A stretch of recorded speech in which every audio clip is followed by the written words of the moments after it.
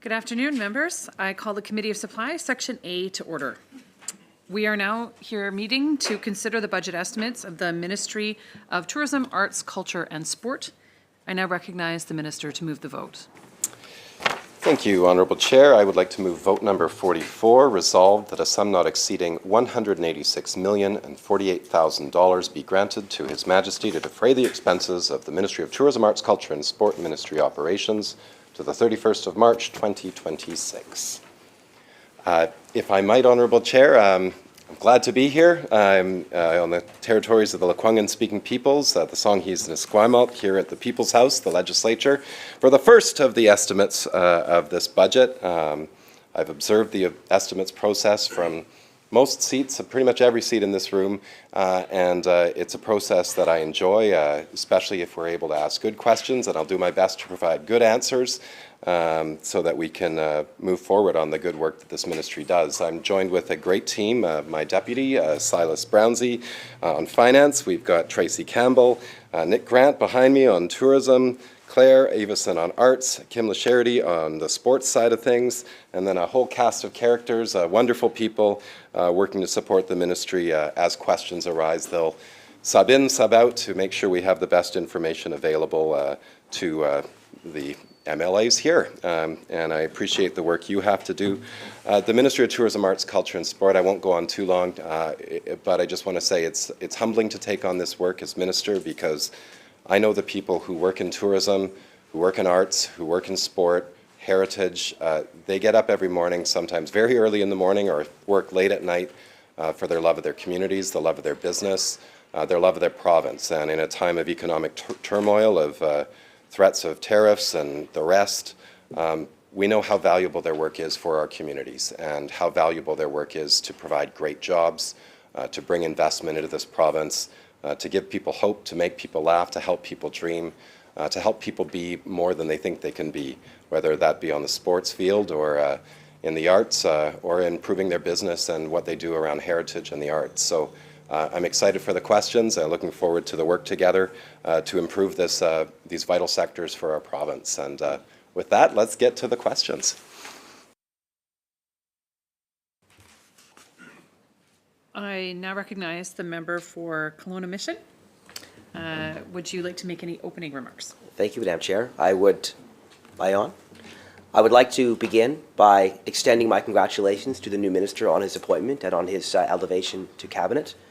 I am obviously not the MLA for Richmond-Bridgeport.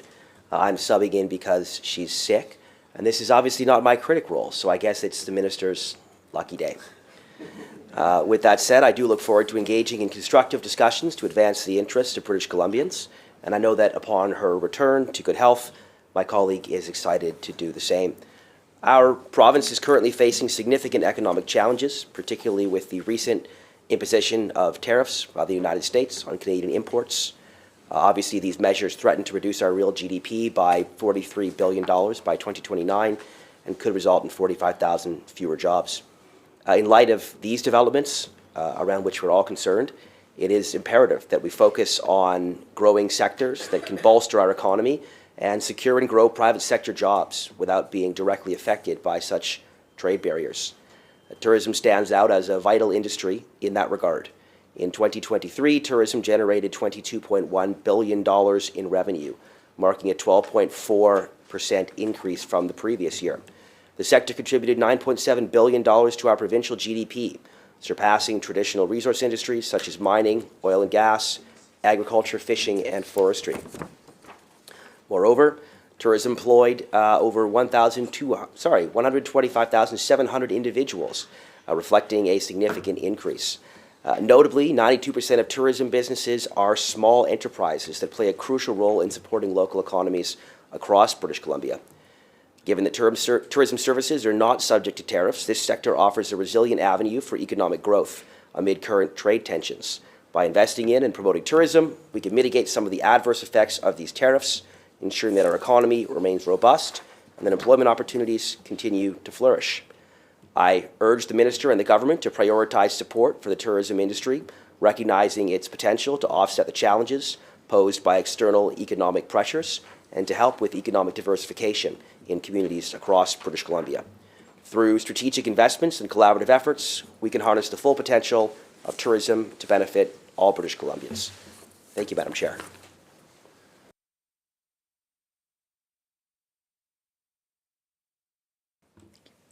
Do you have a question for the minister? I've just lost my page, which I will soon relocate. Yep, there it is. One moment.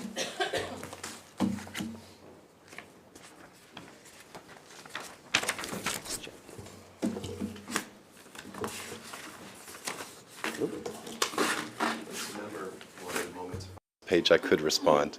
Yes, please. Okay, I was just going to say thank you to the member for his opening statement. It was like he was reading my speaking notes. I've got a rather long preamble here that my staff have helpfully provided with many of the same statistics that the member read about how valuable tourism is to our economy, how important it is that we get the job right to grow jobs in the sector. And so certainly we are in agreement on that. And if you'd like, you can read some more of my opening remarks about how valuable the arts and culture sector is and sports, etc. But no, I'm looking forward to the discussion. Having relocated my page, I am thankful that we've agreed that we don't need to recite all the statistics and we can get right into the questions. The ministry's budget has increased from $189 million to $192 million, a modest rise of approximately 1.6%. Considering inflationary pressures, the sector's recovery needs post-pandemic, and the need for diversification in private sector job creation, how does the ministry justify this limited increase relative to other ministries?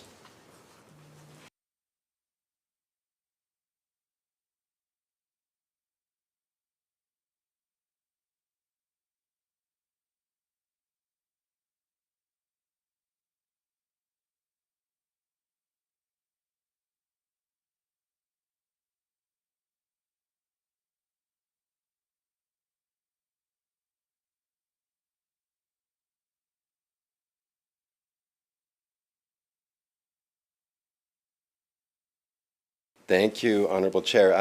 I think there's no question. Dollars are tight everywhere. We've got to make sure that the dollars we spend go farther. I know folks in the tourism industry are very keen to work with us cooperatively to ensure even greater bang for our buck, whether or not that be through Destination BC marketing internationally, cooperative marketing with the sector.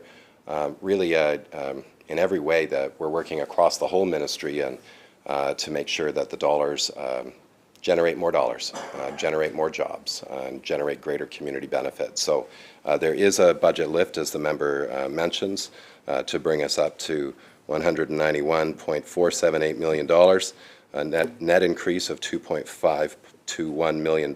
So that's due to the shared recovery wage mandate and also to make sure that we can support the people that support the sector. So that explains that budget increase.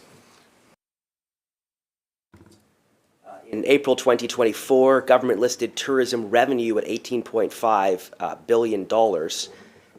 We've generally agreed that tourism is an excellent opportunity to grow private sector jobs, and certainly on our side of the House, we have often submitted that there's been an inadequate focus on growth in the private sector by this government and an undue focus on continually growing the public sector. So I would ask again, does the lack of significant new investment in tourism reflect a lack of genuine focus on growing the private sector by this government?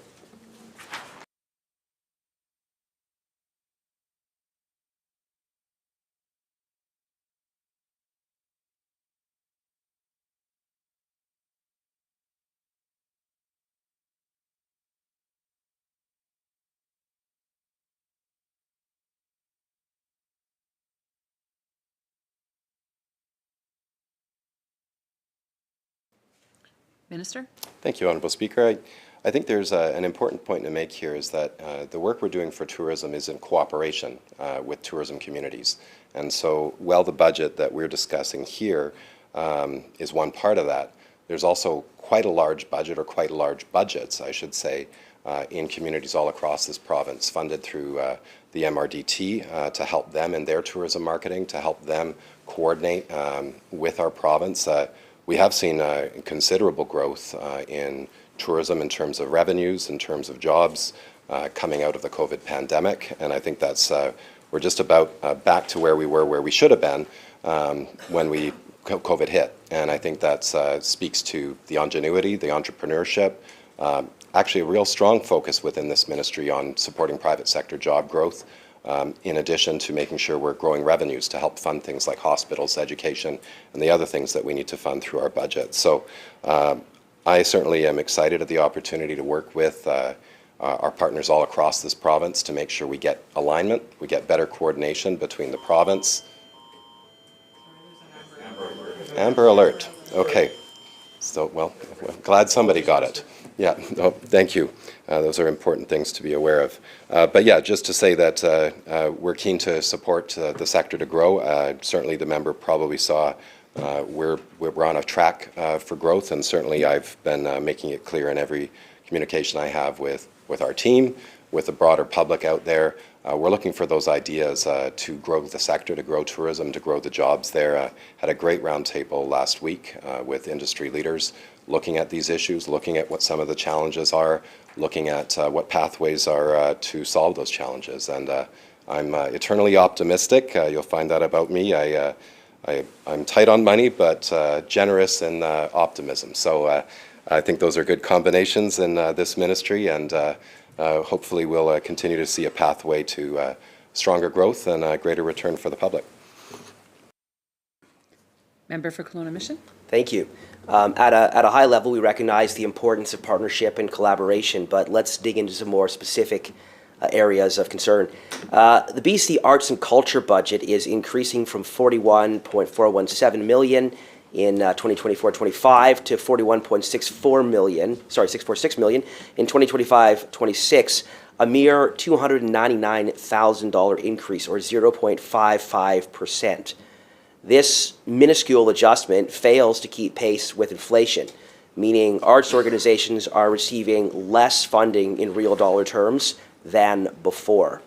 Meanwhile, the BC Arts and Culture Endowment Special Account remains frozen at $4.23 million with no increase, not even an inflationary increase despite rising costs. I would take the minister back to 2017 when his government on the campaign trail promised to double the BC Arts Council budget to $48 million. That promise, 7, almost 8 years later, remains unfulfilled. If the BC government could promise in 2017 to double arts funding to $48 million, why 8 years later is the sector still being shortchanged with a token 0.55% increase while other ministries see much more substantial investments?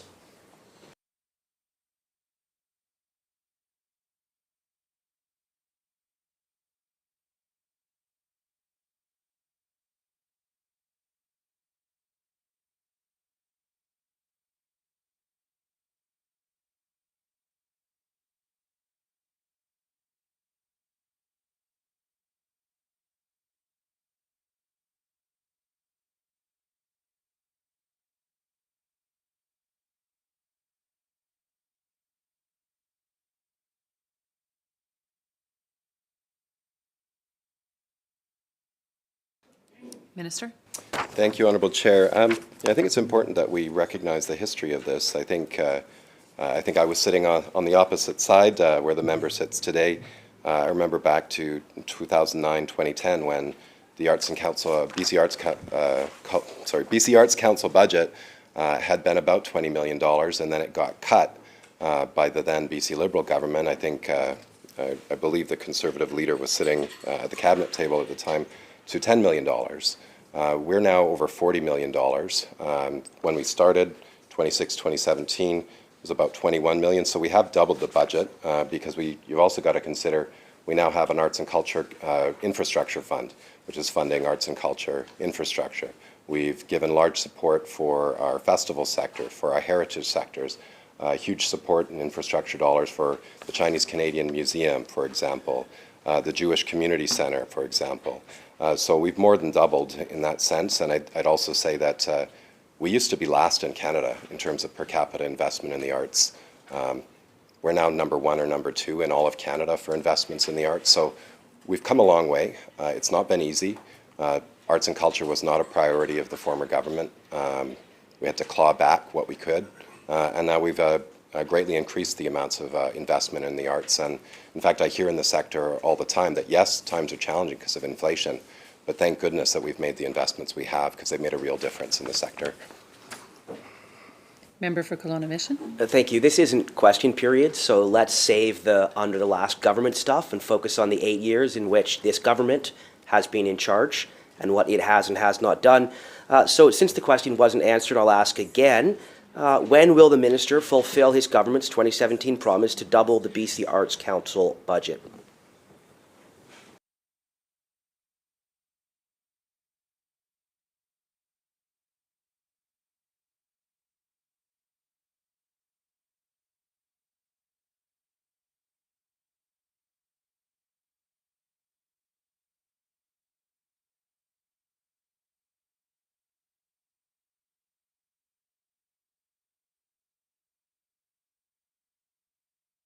Minister. Thank you. I certainly appreciate the question, and I'm always passionate about finding ways to provide greater support to arts and culture. I think we're nearly at the doubling amount of 42 million at this point. You look back to about 20 million, that certainly does it. But I think the members has to, certainly in talking to the arts and culture sector, it's not only the BC Arts Council which funds arts and culture. You know, we also fund it through gaming grants. We fund it through a capital program. We fund special recovery mandate after COVID. Like, when you look at the total amounts, we would definitely be #1 in Canada when you put those all together. You know, and that's not even considering things like the Royal BC Museum and other places. So certainly always keen to find more ways to support arts and culture, and we'll continue to look for ways to grow the funds. I should note that one of the funds the member mentioned is really, it's funded through investment, so it's not a we chose to freeze or anything like that. It's about economic return. Some years it's a little up, some years it's a little down. While I recognize that there are a broad range of different funding mechanisms, the 2017 election promise was very specific, and that was to double the BC Arts Council budget to $48 million. So could the minister please just simply provide a date by which this government intends to fulfill its 2017 election promise?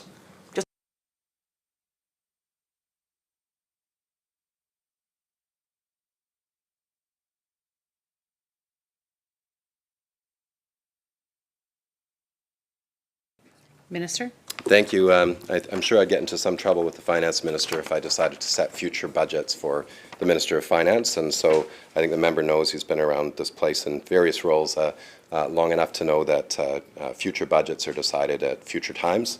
And so I'm not able to comment on a budget that is not in front of us at this time. We're talking about the current year's budget, and I'm proud by how much resources we're giving to arts and culture at this point, especially given the huge economic challenges and pull on the provincial budget. Member for Kelowna Mission. Thank you. I believe there was a very specific past budget year, 2018, when that promise was made. This is not future looking. This is looking backward to a promise that was made in the 2017 election to the BC Arts Council for $48 million. So again, I'll ask just one more time, will the minister commit that the BC Arts Council will ever see that 2017 promise fulfilled? Will it be 2027, 2037? When will that promise be fulfilled, or are promises not fulfilled by this government on a consistent basis?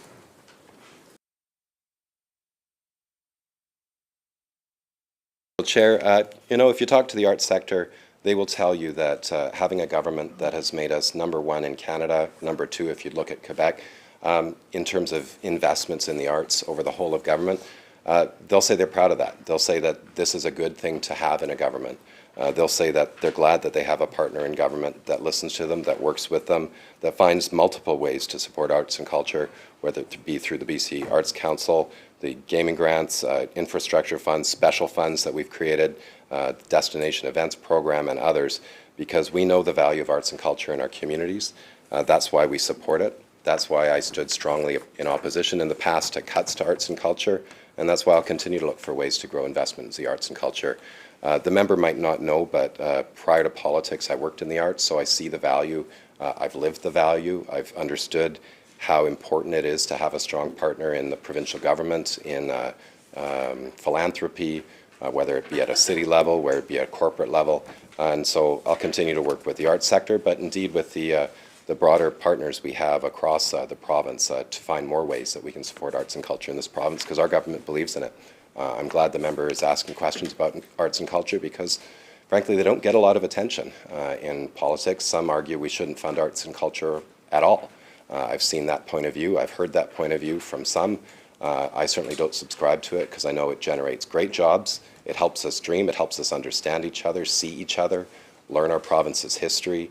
It helps grow jobs in other sectors as well. You know, you think of a great event that brings people out to a community.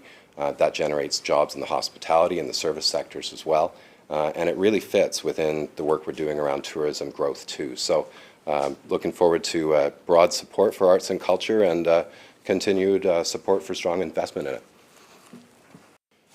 I encourage the member, although they may not be satisfied with the answer by the minister, to avoid repetition in their questions. Very well. I will simply close this line of inquiry off by saying Member that for Kelowna Mission. I will close this inquiry off by saying that the argument I am hearing is that because the minister likes the arts and is from the arts, and because previous government bad, therefore keeping promises not important. And that's not a very strong argument in that regard. Let's move on to gaming grants, since the minister mentioned them. There's been a significant increase in gaming revenue in the province of British Columbia, and yet there has not been a significant increase in gaming grants on an according basis. Could the minister briefly touch on why and what those numbers look like?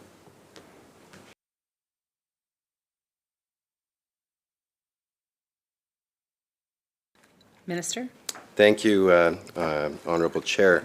I've been looking at the history of gaming grants. I remember we used to have quite strong support, then I think around 2010, and I'm sorry to mention the history. I lived it, so I think it's important we understand, and I'm not going to say point fingers at who, what, where, but the government of the day decided to cut gaming grants in half. There was an economic challenge, 2008, 2009, I think folks will remember, collapse of the banking system, and the government of the day decided to cut gaming grants in half because they had a fiscal challenge and they thought it was important to attempt to, I guess, cut off granting organizations to put the money elsewhere. Our government, despite the economic challenges we're facing, has decided to stay strong with our gaming grant support, $140 million going out to over 5,000 not-for-profit organizations throughout all of BC. These are important funds. They help sustain organizations and are valuable. That's why we continue to stand by them, continue to support them, despite the challenges and despite, what some efforts have happened in the past to cut gaming grants to fund other programs. We'll continue to support gaming grants because they're valuable for our communities. Member for Kelowna Mission. Thank you. I see we're still going to do the past government's rhetoric. Is there a surplus in the gaming grants account, or have those dollars been fully allocated?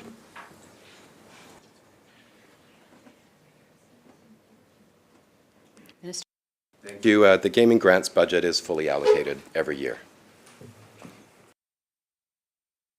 Member for Kelowna Mission. Can the minister confirm that? I have heard that the grants were undersubscribed.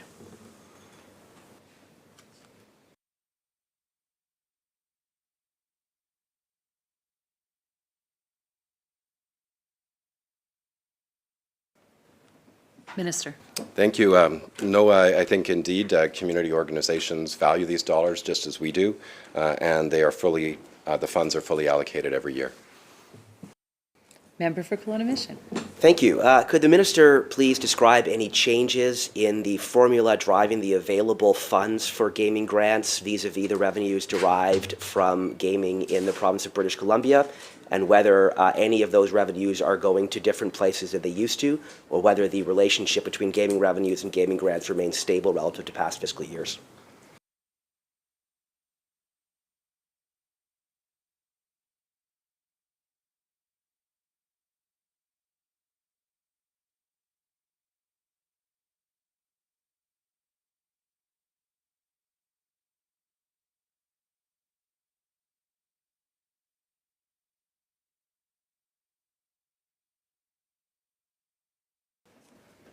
Minister.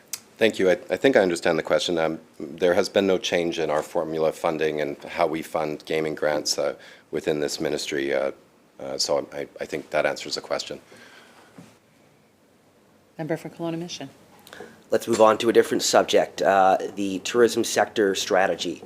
The tourism sector strategy budget is seeing a minor increase from $25.908 million to $26.113 million, an increase of just $205,000 or 0.79%. This marginal adjustment suggests the government is maintaining the status quo rather than making significant investments in tourism growth and diversification to confront the challenges of a buffeted economy and tariffs. Given that BC needs to offset economic pressures through a strong tourism sector, why is the government failing to provide a significant boost to tourism funding?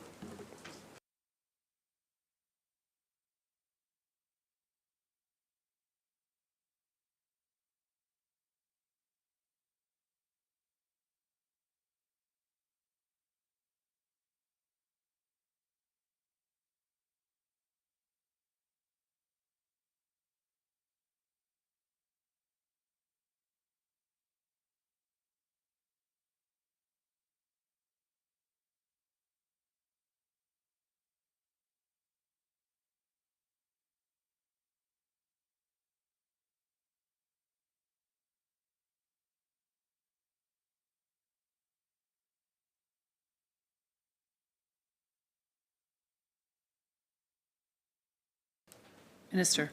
Thank you. I think, it's important that we recognize the economic challenge that we're dealing with right now, and I think I appreciate the members' advocacy on tourism because I'm very much in agreement. We are always looking for ways to support our tourism sector. But one thing I think is important to recognize is when you actually get out and talk to the hotels, you talk to the operators on the ground, the tour providers, and so on, to a person, they say, Destination BC is doing very valuable work. The tourism industry feels well supported by the work that the ministry is doing. There's always room for improvement, no question, but I think what they say is they want us to support them to grow their businesses by sometimes getting out of the way, by sometimes reducing regulation, by sometimes finding ways to harmonize approaches, but rarely do they come saying, just give us more money.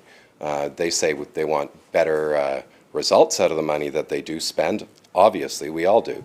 But I think they're certainly looking to us to support their efforts because they also invest a huge amount of money privately for tourism marketing.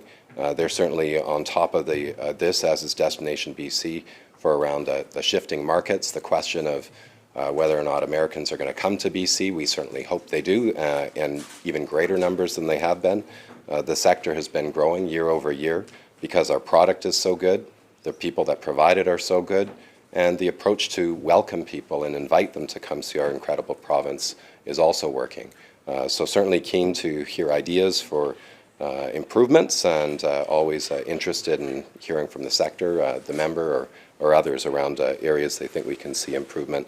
But on the budget side, certainly we're working the best with the amounts we have, and we're certainly working with the outside teams that have seen growth to their budgets through the strong growth of the tourism industry. Member for Kelowna Mission. Thank you. I hear talk of diversifying sources of tourism. I think we all hope that in an era past the current tariff threat, we will see a resurgence of tourism from all over, including from our neighbors to the south. Is it safe to say, though, that through the Premier's rhetoric, we have pretty much written off tourism from red states? Is there a plan to make up for that? And could the minister, please outline that plan?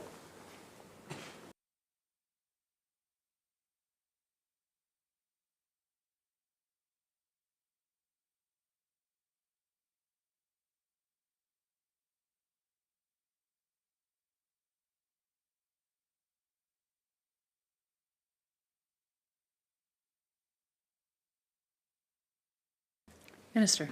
Thank you, Honourable Chair. I think, to be clear, we didn't start this tariff fight. This is not a fight we want. This is a fight we want to end. We want the Americans to come to their senses and recognize that we're good neighbors to each other.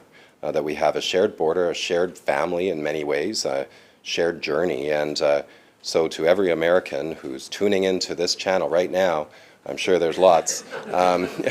We want you here. You're welcome.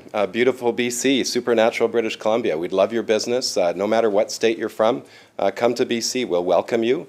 We're welcoming people. Yes, we might be a little bit upset about what your president is doing right now, but we want you here. And we're going to continue to reach out to folks to say you're welcome. In fact, I was just talking to some Americans before we came here out front. They were admiring our Canadian flag. They were saying that they were sorry for what their president has done, but they were really proud of how welcoming we are as Canadians, and they want to invite their family to come see what they've discovered, that we're a great place to visit and a great place to invest and a great place to come back to. So there was a cruise ship here the other day as well, great cruise industry, Americans coming through as well, and they likewise say they want to be here, they feel welcomed here, and that's why they've come here, and we're going to continue to do that work.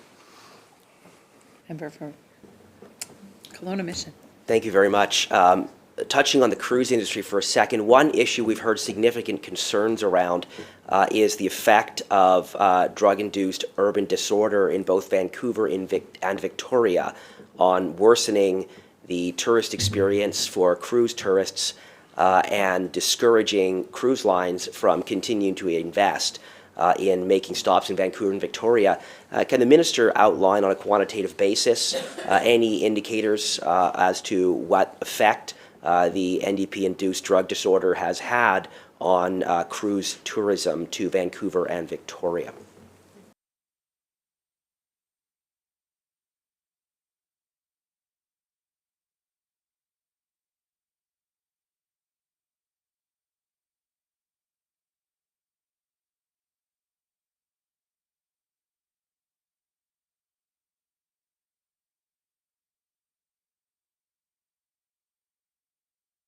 Minister. Thank you.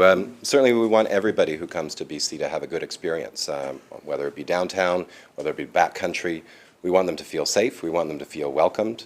I know my colleague, the Minister for Public Safety, has been meeting with folks in the tourism industry, certainly looking at that issue, and I think in terms of those responses, probably best to canvass it there. But if the member is asking for an indicator that, that these are having an impact on the cruise industry, I can say that in 2024 we had a record cruise year. We had more cruise ships coming through than any previous year. So if the member wanted an indicator, that would seem to indicate that people want to come to BC, that they feel welcomed in BC, that they want to take cruises from BC or through BC. And so I'm looking forward to another good cruise year. And I'm looking forward to continuing to work with my colleagues to improve the safety of our downtowns and to make sure that cruise passengers and all tourists and visitors are welcome and feel good in our province. Member. Thank you. Speaking of welcoming Americans to Canada, Taylor Swift was recently in Vancouver, and in the day or days immediately prior to her performance, there was a very unfortunate and violent incident at a convenience store just blocks away from the venue. For major artists and for production companies booking major shows, that kind of incident and that kind of concern presents a very real disincentive to booking into cities.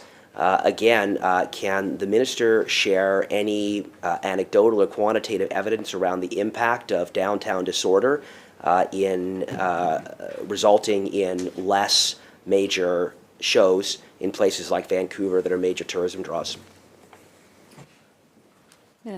I can say that last year was a record year for events at BC Place. So in terms of bookers and people looking to come to use our venues, our convention center as well, downtown Vancouver, huge interest, huge, and I've been hearing from people concerned that there isn't enough space for them because it's so well used, that there are so many conventions coming in that they're wondering where they can go. And certainly I'm referring them to other convention centers we have across the province and other places, because people want to be in Vancouver, they want to be in BC, they want to come enjoy what we all know to be true. It's a great place to live, it's a great place to call home, and they want to have part of that. And I don't blame them, because it is a great place.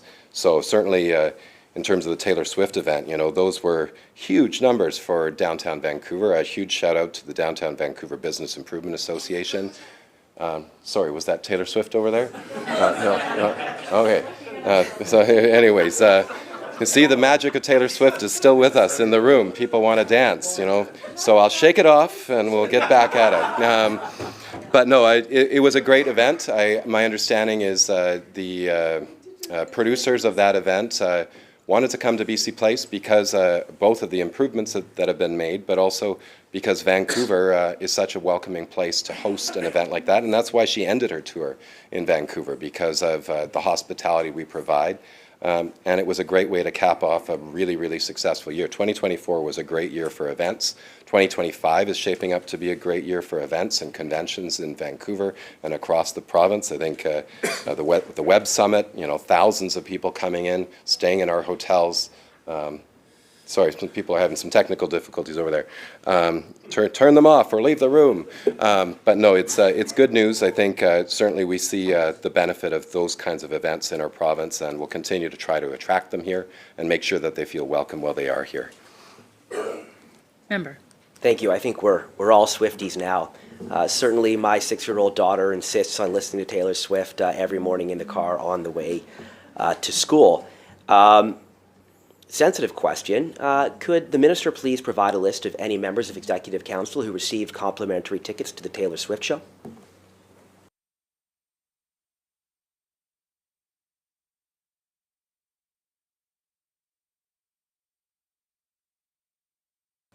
Minister. Thank you, Honourable Chair. None that I'm aware of. I certainly, I didn't go, and I know certainly it would have been a lot of fun, but I wanted to make sure, and certainly PAVCO has made an effort to make sure that their community benefit has been built into their mandate now. It's a change that was made a couple of years ago to make sure that there is a broader look at community benefits. So the member might have heard about BC Pavilion Corporation giving tickets to charities, so whether it be health charities who then auctioned it off to make money. I think, can't remember if it was Ronald McDonald House, or there was such a long list of groups that benefited from that work, and more people that got to see that concert because of that. So it's certainly something we're looking at for events going forward.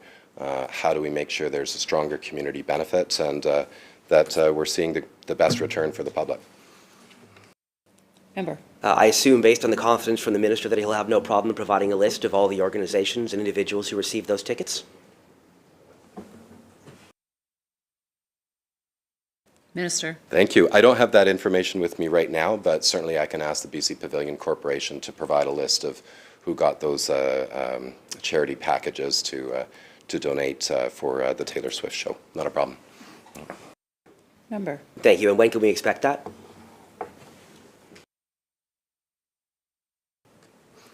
I would expect next week. It's Thursday. They're not here right now typing up the list, but I'm sure they'll be able to get that to the member. Or would the member like it, or the critic like it, or both? Very good. Thank you very much. I'll move to another question. Much as I would love to dwell on Taylor Swift and sing Taylor Swift, I can't sing very well, and I don't really want to be on no context for that. To the next question. The sports and creative sector budget is seeing only a 0.4% increase from $27.117 million to $27.239 million, a change of just $122,000. Within this, the sports budget grows by just 0.44%, while the creative sector receives a mere $18,000 increase, 0.49%. Why is the government barely increasing their budgets by less than 0.5%, leaving them behind in real dollar terms due to inflation? Is the minister okay with defunding the sports and creative sectors?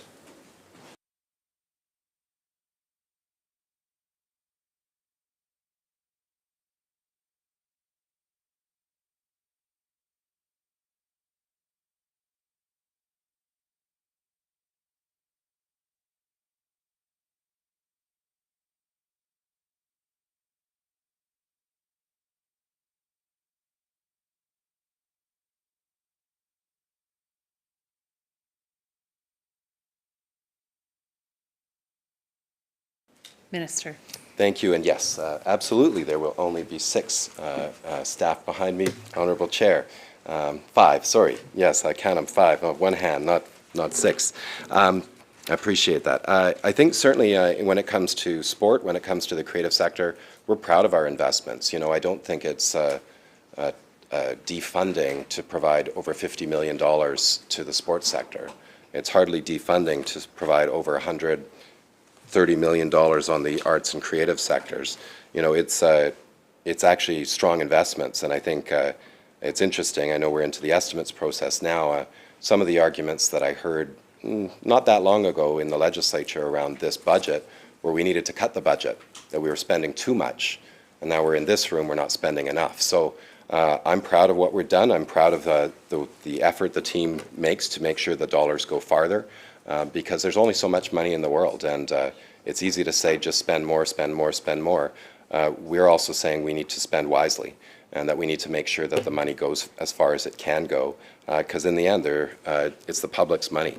And so I appreciate the advocacy to spend more, but I also think we need to make sure that it goes farther, and that's what we're working on in this ministry. Member. Thank you. Certainly, investing in sectors that can grow the economy and grow private sector jobs is something we want to see. I would politely correct the minister's math in that when there is less money in real dollar terms, that means that you are defunding or reducing funding. So can the minister again confirm, when the math is that there is less money in real dollar terms because inflation means things cost more and you can buy less things, and the rate of increase is less than inflation, is the minister okay with defunding the sports and creative sectors? Minister. Thank you, Honourable Speaker, Honourable Chair. I'm proud of investing in the arts. I'm proud of investing in sports. I'm proud of investing in the creative sector, and we'll continue to look for ways to boost support, whether it's through policy, through it's how we spend our money, or other ideas that the sectors may bring to us, because they are valuable for our province. They both grow jobs, but they also grow good lives and give people opportunities to excel, to dream, to become better people, to become better neighbors. And that's why we make the strong investments that we do. Member. Thank you. I'll move to a different question, which revisits a prior question around gaming grants. Can the minister please explain what the share of gaming revenue going to gaming grants is relative to the share of gaming revenue going to the BC First Nation Gaming Revenue Share Ltd.?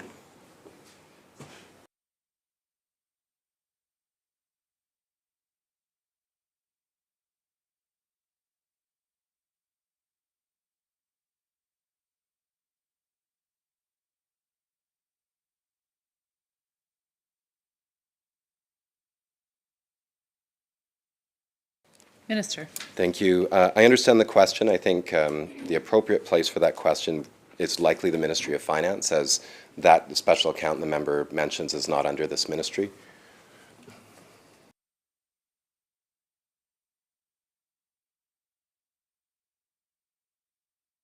I expect there may be more details available in finance. I did just want to confirm, is it the minister's understanding that there has been a shift away from gaming grants and toward First Nations revenue sharing?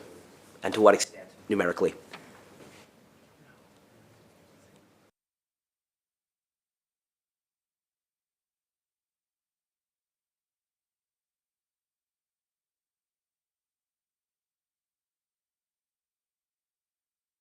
Minister. Thank you. Happy to answer questions around the grants and the budget that we provide within our ministry. If the member wants to debate how money is shifted from one pocket to another within the Ministry of Finance, that's, again, probably why the question should be directed to the Minister of Finance. Thank you. I'll take that as the minister does not know. Let's talk about short-term rentals and their implications for tourism. This government introduced short-term rental regulations with the intent to increase housing availability, but in jurisdictions like, for example, Parksville, where 40% of tourist accommodations rely on short-term rentals, these rules have negatively impacted the tourism sector. Did the government consult with local businesses and tourism operators in such communities before implementing these regulations, and has it consulted since?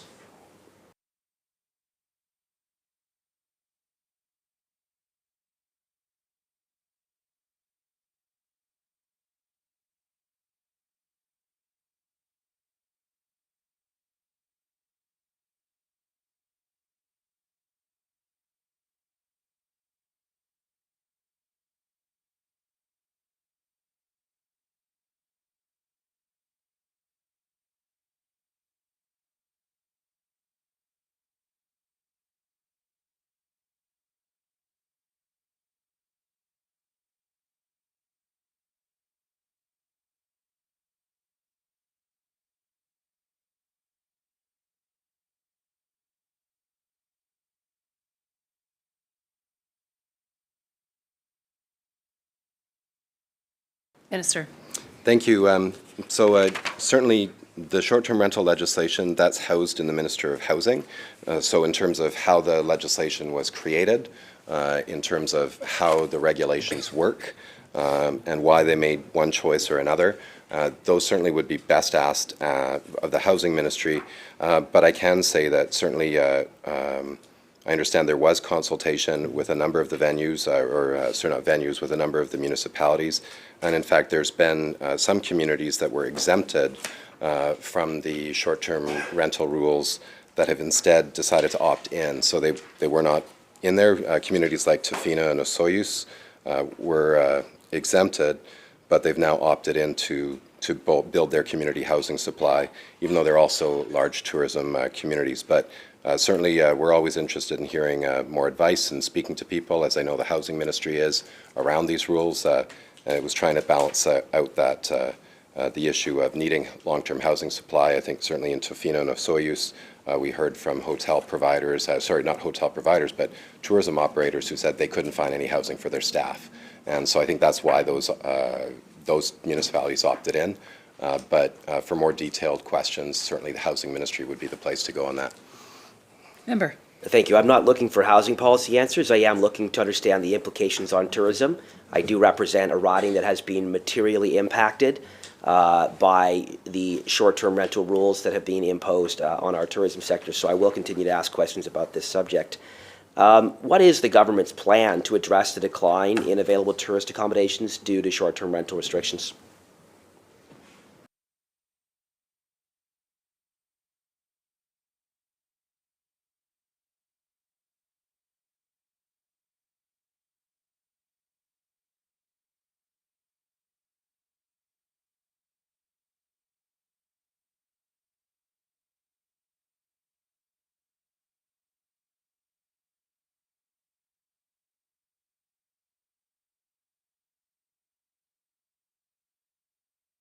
Minister.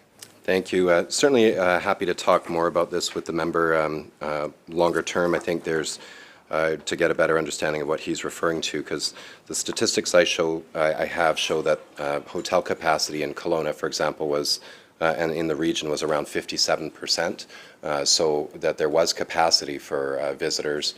And certainly I've also heard of a large interest in using short-term rentals through the way that they're designed now. People certainly can continue to do short-term rentals in their homes. And I think that's, we're seeing real interest on that side too. But on the hotel side, which is certainly more around where we go, we're always looking for more hotel investors and to build more hotel capacity. But from what folks in the members region tell us, the capacity is there. It's just getting people to use those hotel rooms, which has been a bit of a challenge lately because of the fire seasons and the challenge of fire. But maybe the member might have more specific to share. Member. Thank you. It's been my experience that this government's one-size-fits-all solution to short-term rental policies is not working for jurisdictions like Kelowna. It has exacerbated a decline in tourism jobs and undermined our backbone wine sector. The City of Kelowna has made numerous good faith efforts to work with the provincial government on balanced Made in Kelowna solutions. Locally in Kelowna, everyone seems to understand that the current policies simply are not working.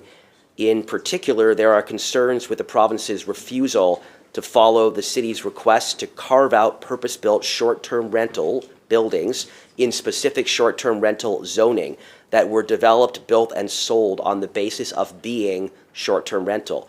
In one example, the Aqua development, that project was developed over the course of 14 years with an understanding at every stage that it would be used for short-term rental. It was developed for short-term rental. It was built for short-term rental. There are locks on the bathroom drawers to store extra toilet paper for short-term rental. There are hotel-sized fridges for short-term rental. There is an amenity package designed for short-term rental. The units were sold on the basis of short-term rental. The city asked the province to carve out such areas for short-term rental because that's what they were zoned and built for, and yet the province has taken away the property rights of owners in those areas and left many of them, retail investors, mom-and-pop investors, underwater. So will the minister commit to go and meet with the Minister of Housing and address these kinds of issues where good intentions have been met by unintended consequences and bad results that have left everyday people underwater?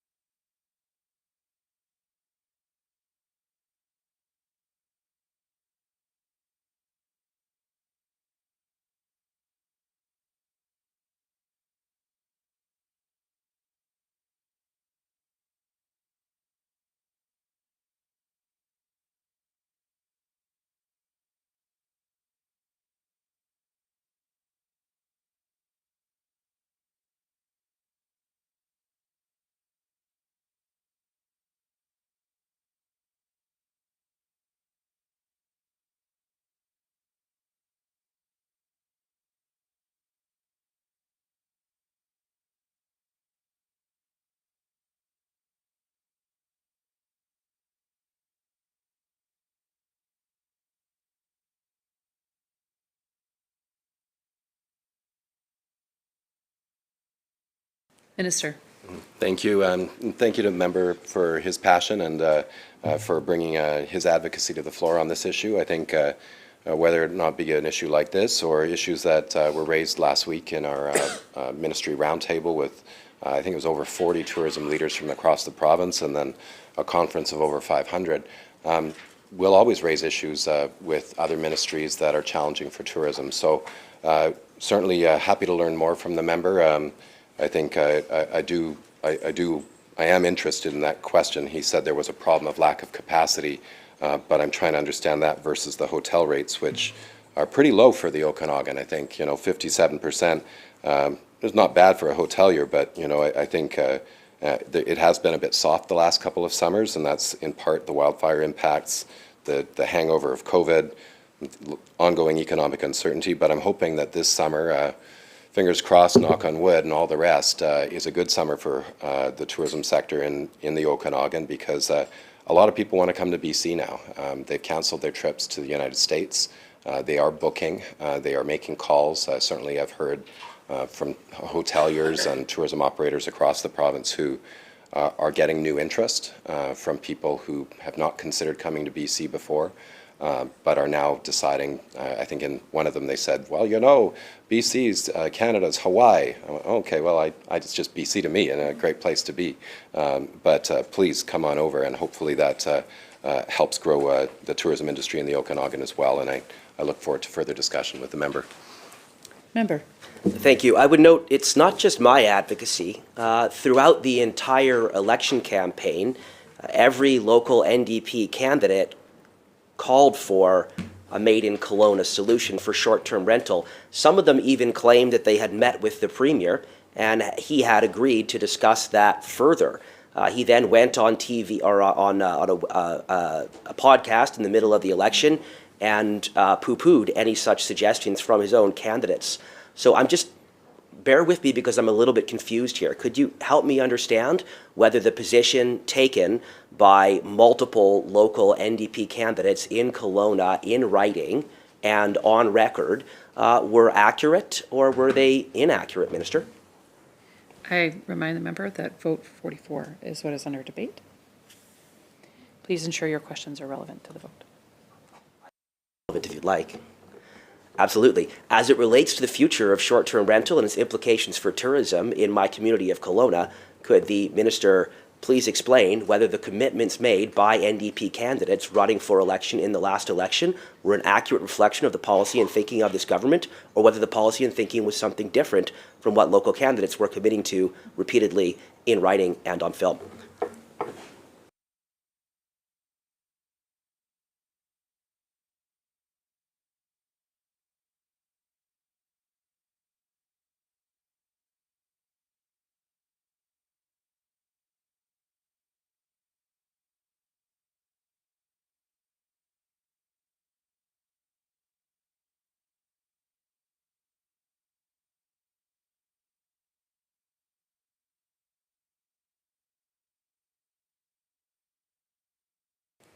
Minister. Thank you. I think the substance of the question is, will I advocate for tourism communities? Will I raise voices that that I hear where there are problems that have to be fixed. And I think as from the whole discussion up to this point, that's been clear that that's my commitment. So if there are real concerns and if there are ways that we need to address them better, I'm certainly willing to work with colleagues to do that. I think the principle of this is that we need to put housing first. Like, that's the top priority in this policy. But in terms of how it should be amended and how there should be a slight change to this or slight change to that, really, this is the Ministry of Tourism, Arts, Culture and Sport estimates, housing estimates, really for the detailed work of who they talked to, how they did it, why didn't they do this. That's, well, one, for bill debate, and I think there was an extensive bill debate on this topic prior to the member joining the House, but I think estimates for housing are still set to come. So certainly that would be a place to take those questions further, as they are the ones who decide housing policy, and certainly we're always willing to provide advice on what might work or what might not work in terms of the tourism side, but further policy discussion around short-term rental registry and how it works or how it could work really should be taken to the Housing Ministry. Member. Thank you. The Minister made a point early on in this session of pointing to the integrated nature of the tourism portfolio and how it connects with other ministries and other agencies, and has just indicated that the Ministry did in fact give advice on how short-term rental might or might not affect tourism. Could the Minister please expand on what advice was given around the potential economic impacts and tourism impacts of short-term rental in different jurisdictions in the province, and would he be so kind as to make available any written reports that were developed at that time?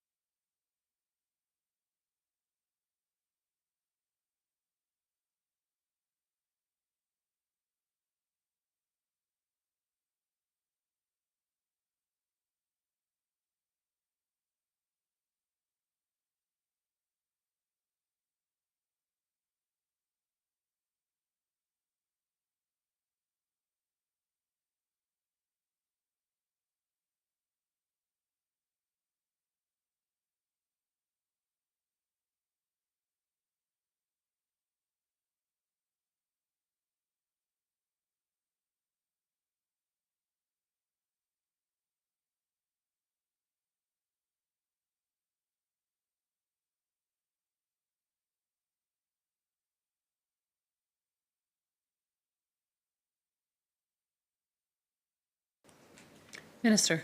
Thank you. I think in the policy development, that was really run through the Ministry of Housing shop. I wasn't there at the time or on the Ministry of Tourism side at the time, so I don't have the backstory of what the member is asking about. But so certainly I think I would encourage him to follow that train of thought up with the Ministry of Housing if he wants to in terms of the analysis they did. I know there was extensive questioning in the Legislature, and it'll all be on the Hansard. I'm sure the member may have already read through it, I don't know, but I would encourage him to follow those ones because I don't have that information here at this table. Member.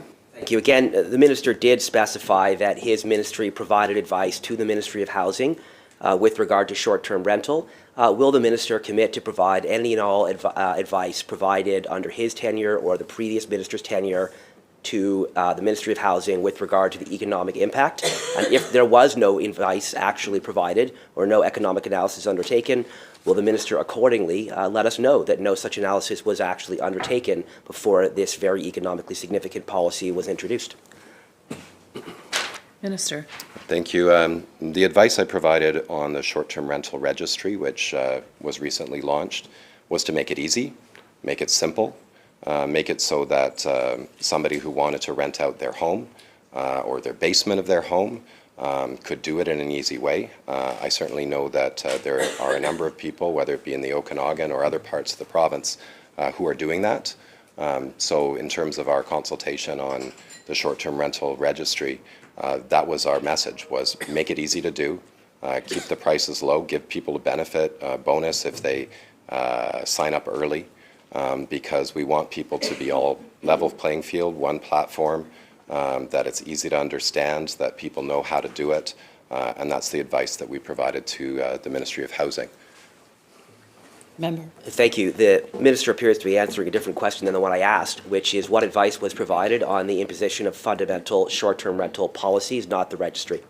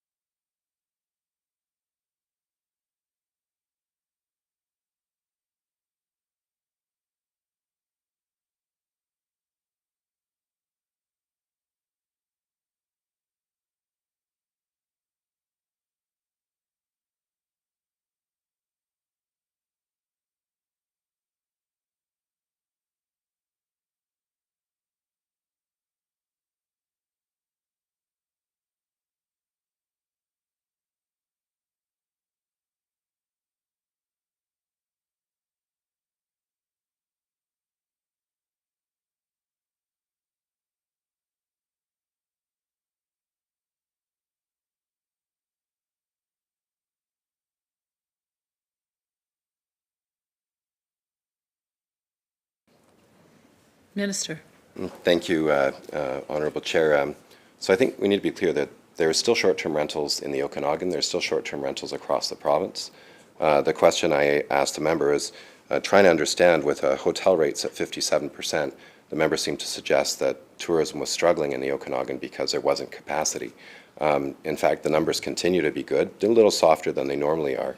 But I think the issue here is we needed to make sure that there was housing for the public, that there was housing for tourism workers, and that was the top priority. So in terms of the analysis done around the legislation, I think, again, that's an appropriate question for the Minister of Housing.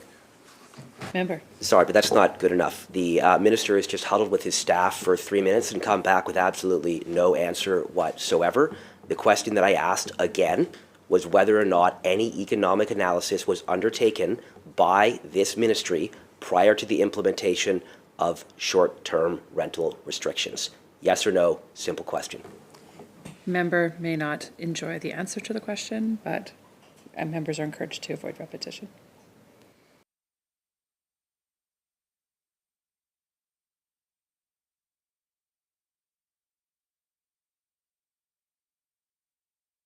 Will not answer that question. I will move to a different question. If no economic analysis was undertaken before making decisions around the imposition or non-imposition of short-term rental restrictions or of the speculation and vacancy tax in tourism-oriented communities, what was the basis for making decisions around which communities were or were not included? Minister. Thank you. Again, questions about the short-term rental legislation really should be given to the Minister for Housing, as I've said, I think, on multiple occasions now, because they're the ones that developed the legislation. They're the ones that did the work. They're the ones that crafted the changes to law. They're the ones who talked to communities about it. They're the ones who talked to tourism providers about it. They're the ones who talked to short-term rental owners about it. So I can't say strongly enough, the legislation is under their ministry. And if the member wants questions about how that legislation began, why they did what, who did what, where, that's the place to go. I'm baffled by the idea that legislation with profound impacts on tourism would be undertaken with absolutely zero consultation or engagement by the Ministry of Tourism. Is that truly what the minister is telling us, that he, the Minister for Tourism, and his ministry responsible for tourism had no hand whatsoever, no influence whatsoever, no reports whatsoever, no analysis whatsoever, no consultation whatsoever, that they were in fact completely frozen out of a conversation with fundamental implications for tourism in all different parts of this province? Is that truly what the minister is saying?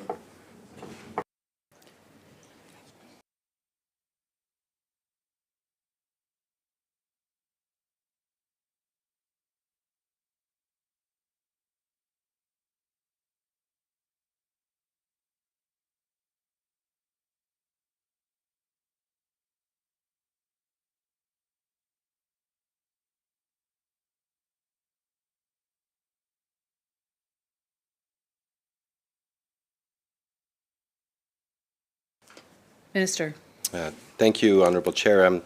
The ministry was engaged, but we didn't create the legislation. We didn't do the background research policy work in that sense for creating that law itself. But what we did do is we made a case for a number of the exemptions which appear in the legislation.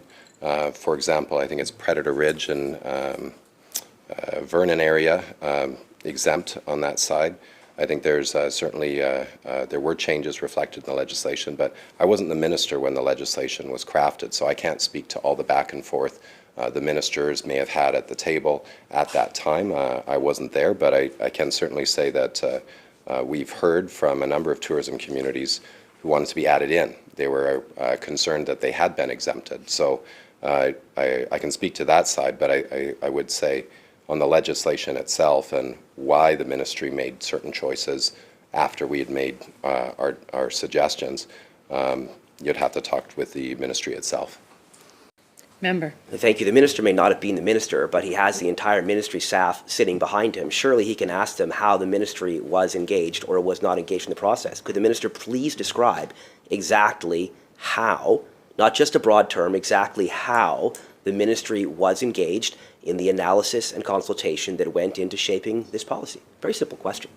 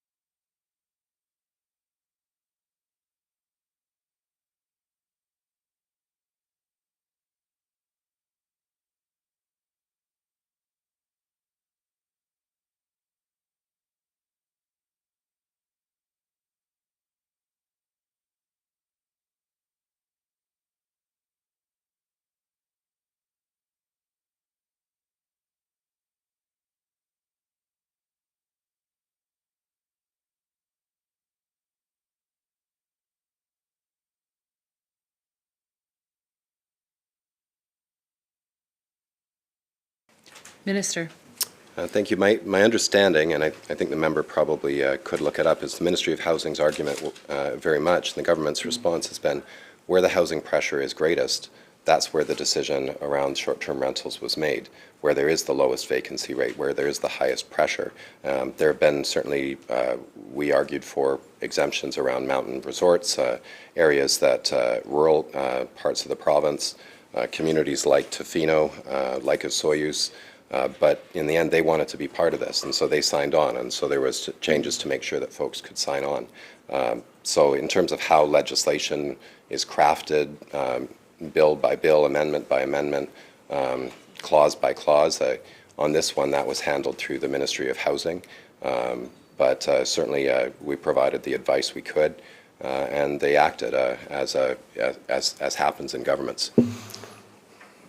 Member. Thank you very much. I will note that the minister seems to believe that the statute of limitations for him knowing things is the beginning of him being the minister, and yet the statute of limitations for blaming others is 10 or 15 years. So I would encourage the minister in future to focus on the term of his own government or the term of his own role in the ministerial capacity. The minister touched on Predator Ridge and the importance of tourism there, on it being exempted from short-term rental. Could the minister please explain exactly why that was undertaken and whether there was any political dimension to exempting a swing riding?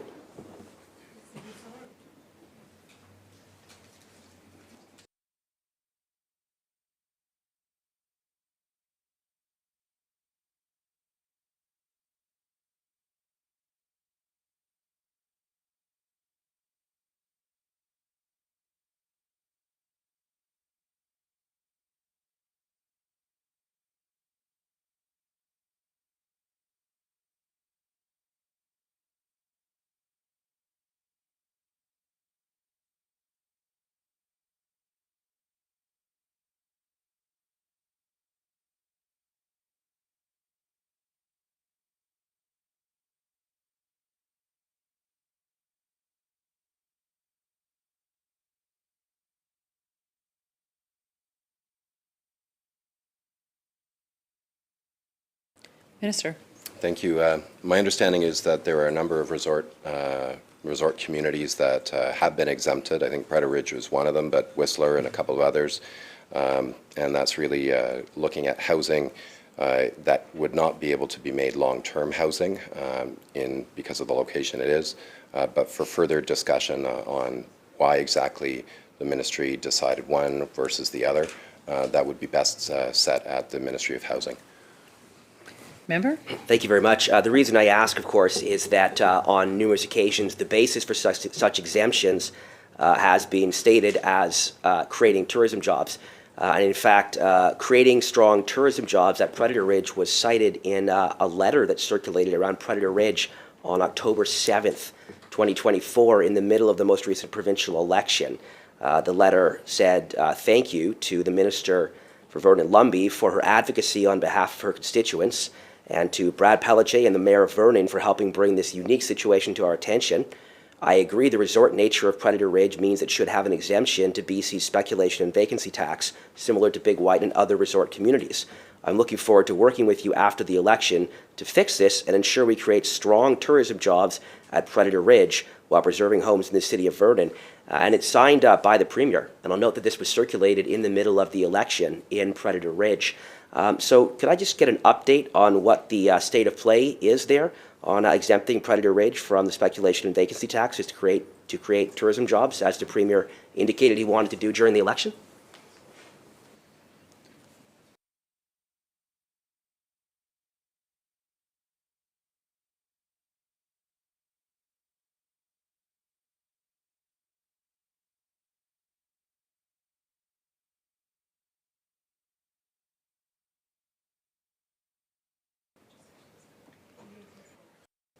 Minister.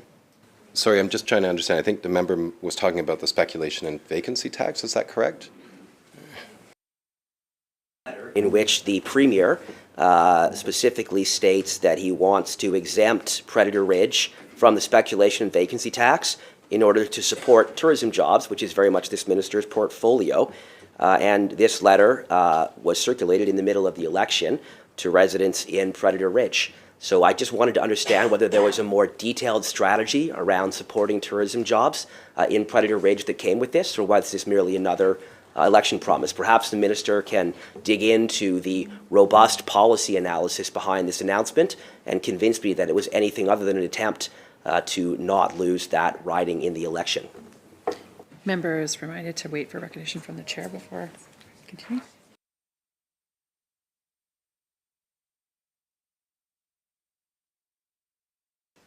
Minister. Thank you. My understanding is that Predator Ridge has been exempted in this budget, but in terms of the speculation and vacancy tax, that legislation is held by the Ministry of Finance, and so for decisions around how that act is used or not used would be best put to the Minister of Finance.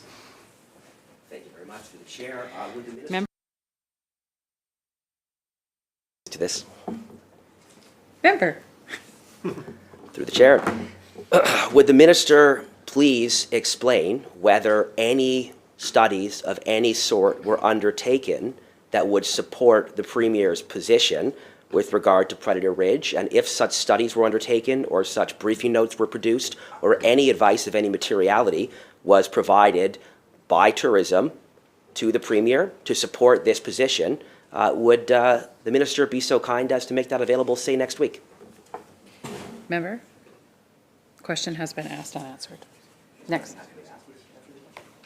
I think he's. Next question. Can you clarify for me how the question is different?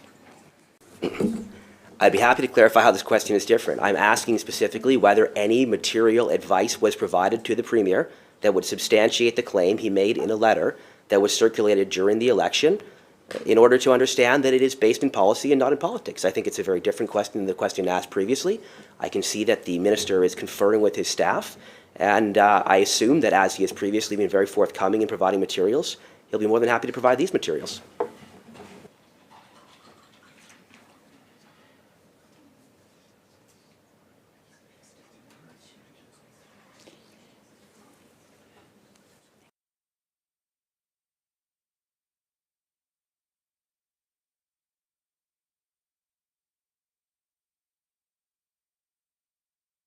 Minister. Thank you, Honourable Chair. To my team's knowledge, we don't have a briefing note or material that was provided that the member refers to. Member. Thank you. So just to confirm, no advice was produced or provided by the Ministry of Tourism that would substantiate the Premier's claim that exempting Predator Ridge from the speculation and vacancy tax would support tourism jobs. Can you please just confirm that for me, Minister?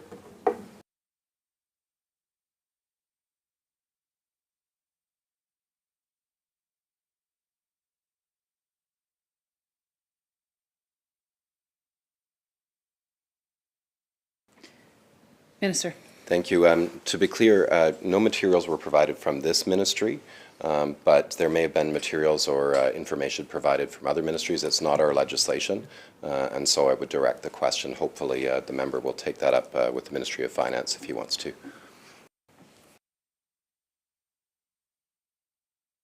New subject. Many resort municipalities are struggling with labor shortages due to a lack of affordable housing. How does the government intend to address the worker housing crisis in tourism-reliant communities? Minister. I think there's an example, certainly two tourism-dependent communities in many ways, Tofino and Osoyoos. They stepped up and they actually wanted to use the short-term registry rules, short-term rental rules, to provide better housing for their own staff. And so they've moved to be included, even though they were exempted. And so they, with the Ministry of Housing, moved to take on the short-term rental rules as a way to provide better housing for their staff. So that's one example. Member. Thank you. What efforts is the government making to incentivize workforce housing solutions, such as employer-driven housing development?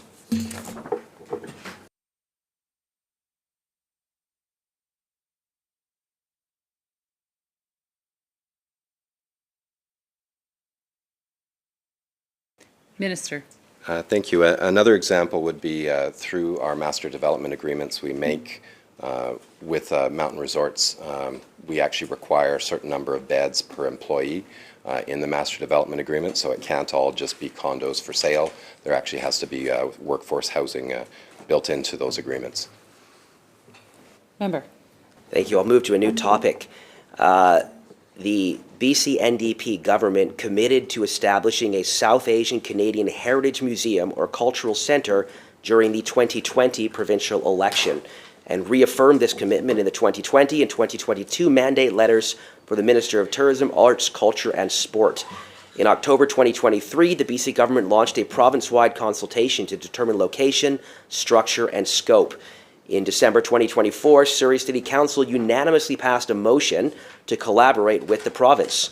Despite the government promises and public engagement process, BC Budget 2025 contains no earmarked funds for this project. Was this just an empty promise for political points, or should we expect to see a plan at some point? Minister. Thank you, Honourable Chair. I'd just say that the contributions of Canadians of South Asian heritages, and I'll say heritages because South Asian communities in our province come from many parts of the globe.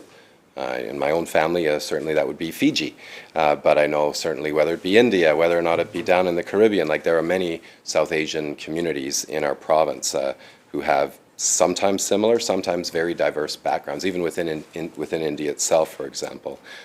We want to see those heritages valued. We want to see those stories told. We know that our province has had a history of, certainly in some of our bad days, our worst days, of real injustice to Canadians of South Asian heritages, whether or not it be voting rights, Komagata Maru incident. There are many incidents that we look back with shame. But there are also many incidents and stories of real victories, of real pride that we have and that we want shared. So our government's gone out. We've talked to communities all across this province. We're still in that process right now, an engagement process to hear from British Columbians, to hear from communities about the heritages that exist or have existed in their communities. I think, I believe it's golden. I've been to their museum. A member might, opposite to the critic, might be able to tell me about it. incredible small little museum with a room dedicated to the history of South Asians in that community, the lumber industry, the trains, the heritages within that community. You look to communities all across the province. On the island, the tiny community of Paldi and its history. At Vancouver, the first South Asian temple over in Kitsilano. So there's been real interest. I thank the member for mentioning the City of Surrey. Certainly, we've had good engagement from folks living in Surrey as well on this question. We've had engagement from the City of Vancouver on this question too. Both mayors of those two communities are excited about it. So we're just in the it's called the What We Heard report stage, where we've gone out. There's a community group, going out, engaging with a few more communities to ensure we're adequately hearing from the public about what they want to see, what are their priorities in such a museum or a cultural center. Once we finish that process, we will be producing a report to go out to show what the public has said, what they're interested in, and we'll engage the community further at that stage about what next steps could look like. I think I'm excited about the possibilities. I think these are stories that need to be told. These are heritages that need to be valued and supported. We haven't done a particularly good job, in my view, in this province of recognizing different communities and what they've brought to us, and this is one opportunity to right that issue, just as we've done with the Chinese Canadian Museum as well. Thank you. The chair will call a recess. If we could reconvene at 2:40, and as sharp as possible. Thank you.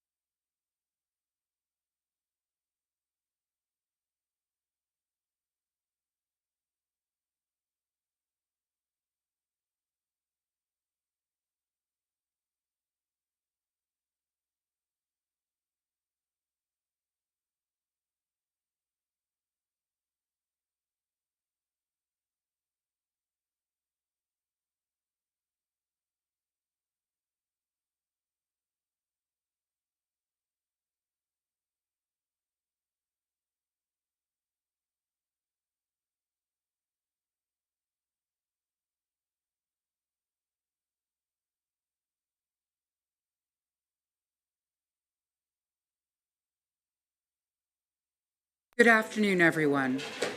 I call the Committee of Supply Section A back to order. We are currently considering the budget estimates for the Ministry of Tourism, Arts, Culture, and Sport. I now recognize the member from Kelowna Mission. Thank you, Madam Chair. I will return to my line of questioning, which is regarding the promised South Asian Canadian Heritage Museum, which this government promised during the 2020 provincial election, reaffirmed their commitment in the 2020 and 2022 mandate letters, launched a province-wide consultation in October 2023, and in December 2024, Surrey Council unanimously passed a motion to collaborate with the province on this matter. Shortly before we recessed, the minister provided us with a long and lovely soliloquy on South Asian heritage in British Columbia, which, while touching, did not conclude an answer to my question, which was, if the NDP truly believes in honoring South Asian heritage, why didn't they commit even a single dollar in the budget to this promise first made in 2020?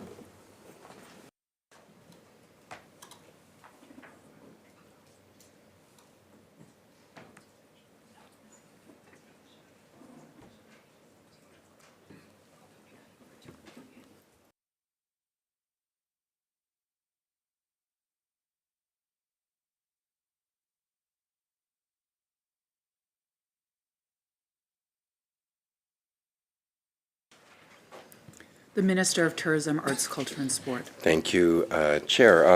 I would say that actually we're in process right now on the topic of Canadian South Asian Heritage's Museum. We've been doing work in consultation with the community, and I think the reference the member made to the Mayor of Surrey, well, the Mayor of Surrey was advocating she wanted the community in her, the museum in her community. Got a similar letter from the Mayor of Vancouver.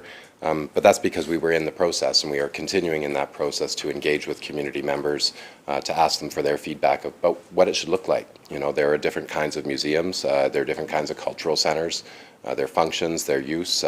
Some argue it should be a traveling exhibition that goes from museum to museum. Others very much, it has to be a cultural center that's only dedicated to one member or one community of South Asians' heritages. Others say it's got to be all of them. Some say it should be in one city, some say it should be another.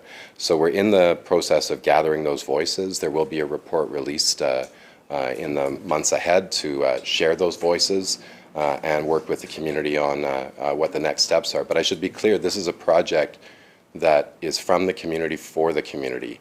Government is there to support and to help create the dialogues and support with people to have those voices heard, but it's also got to be coming from the community too. So this is not driven by me, it's driven by the community, and our job is to listen and to facilitate as best we're able to take the next steps. And there's lots of different views around what this should look like, and I look forward to sharing the What We Heard report so that we can then hear from the community if we got it right, and then on what next steps we should take together.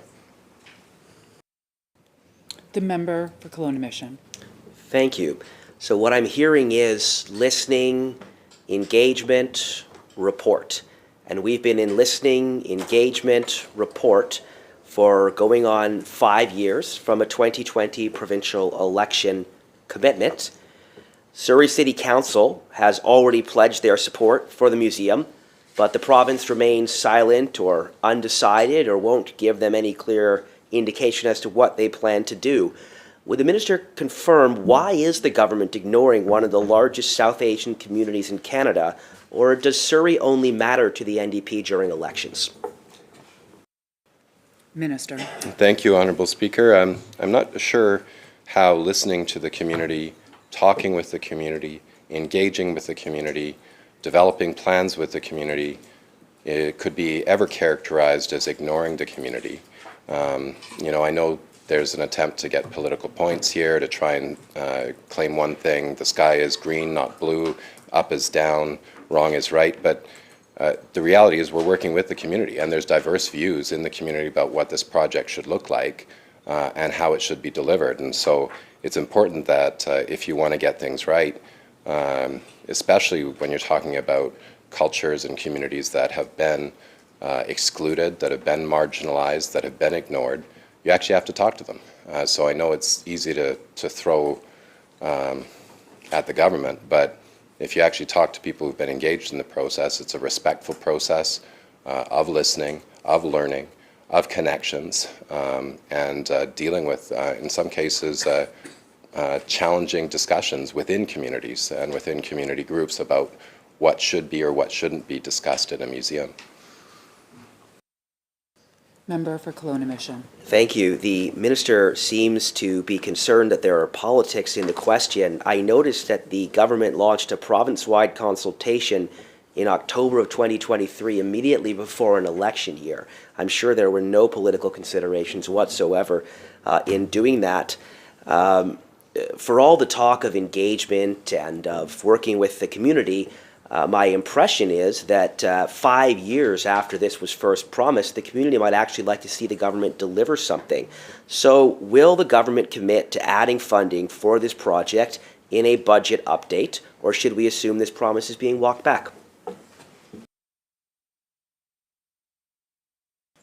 Minister. Thank you. I think the member heard the answer to the two previous questions on this, which is we are committed to working with the Canadians of South Asian heritages to ensure that their heritage and their culture and all they bring to this province are valued and seen. And I think that's why we continue to do the work with the community, listen to their voices, listen to their advice. And the advice that I've been given is there are certain parts of this province where there have been strong South Asian Canadian communities, where there have been or are lasting legacies that have not shown up in the consultation project thus far, where those voices have not made it through the table.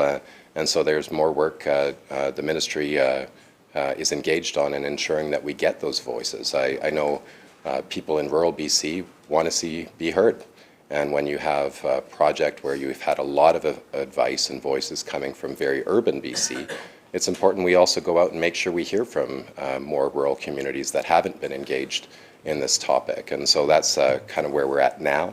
And that's the way that you should do this work. And so, yeah, we can talk about politics and this, that, and the other thing, but you actually have to do the work. And that's what we're doing right now. Member for Kelowna Mission.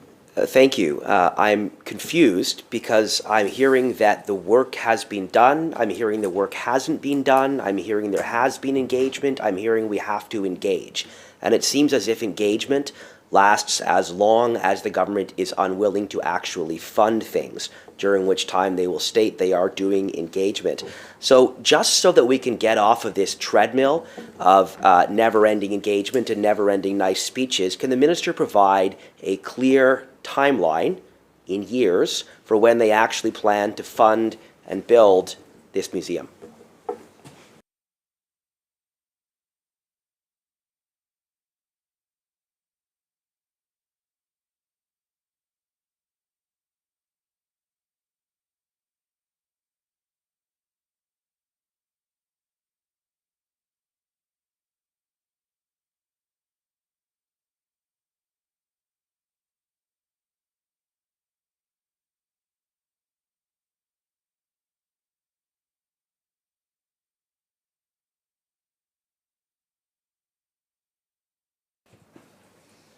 Minister.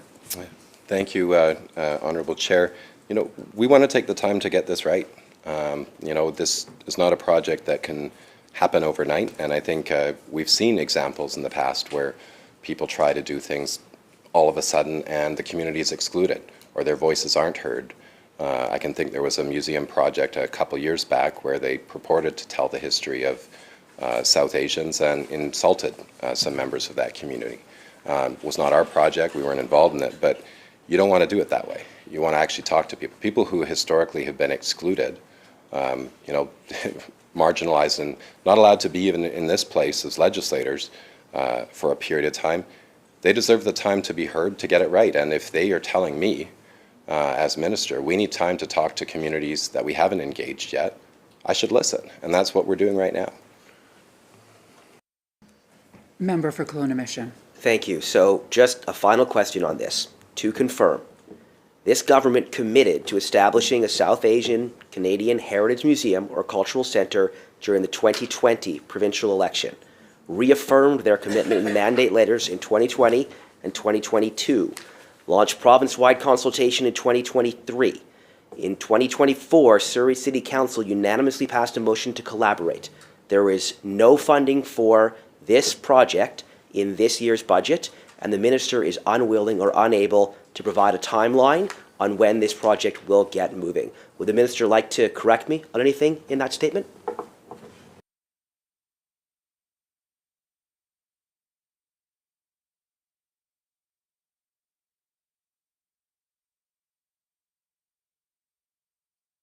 Minister. Thank you, Honourable Chair. The next phase of this is the release of the What We Heard report once they've engaged properly with communities that were not engaged, at which point we'll have further discussion about what next steps will have to be taken. But we're still very much in the consultation phase of this project, and I look forward to hearing from British Columbians who have not as of yet engaged in communities that are important to the history of South Asian Canadians' heritages, and that's the way that we should do this work. Member from Kelowna Mission. Thank you. So 5 years after making a promise to try to win an election, absolutely no material progress, no funding, no timeline. Got it. Let's talk about another museum. The provincial government proposed demolishing the existing Royal British Columbia Museum and replacing it with a new $789 million facility, citing the need for modernization, inclusivity, and better seismic safety. However, as you know, the plan was met with significant public backlash, ultimately leading to the project's cancellation. A separate project, the construction of a new collections and research building in Colwood for $204.8 million, has proceeded as planned. Given the cancellation of the main museum redevelopment over public concerns due to costs, how did the government determine that proceeding with the $204.8 million collections and research building remained a priority?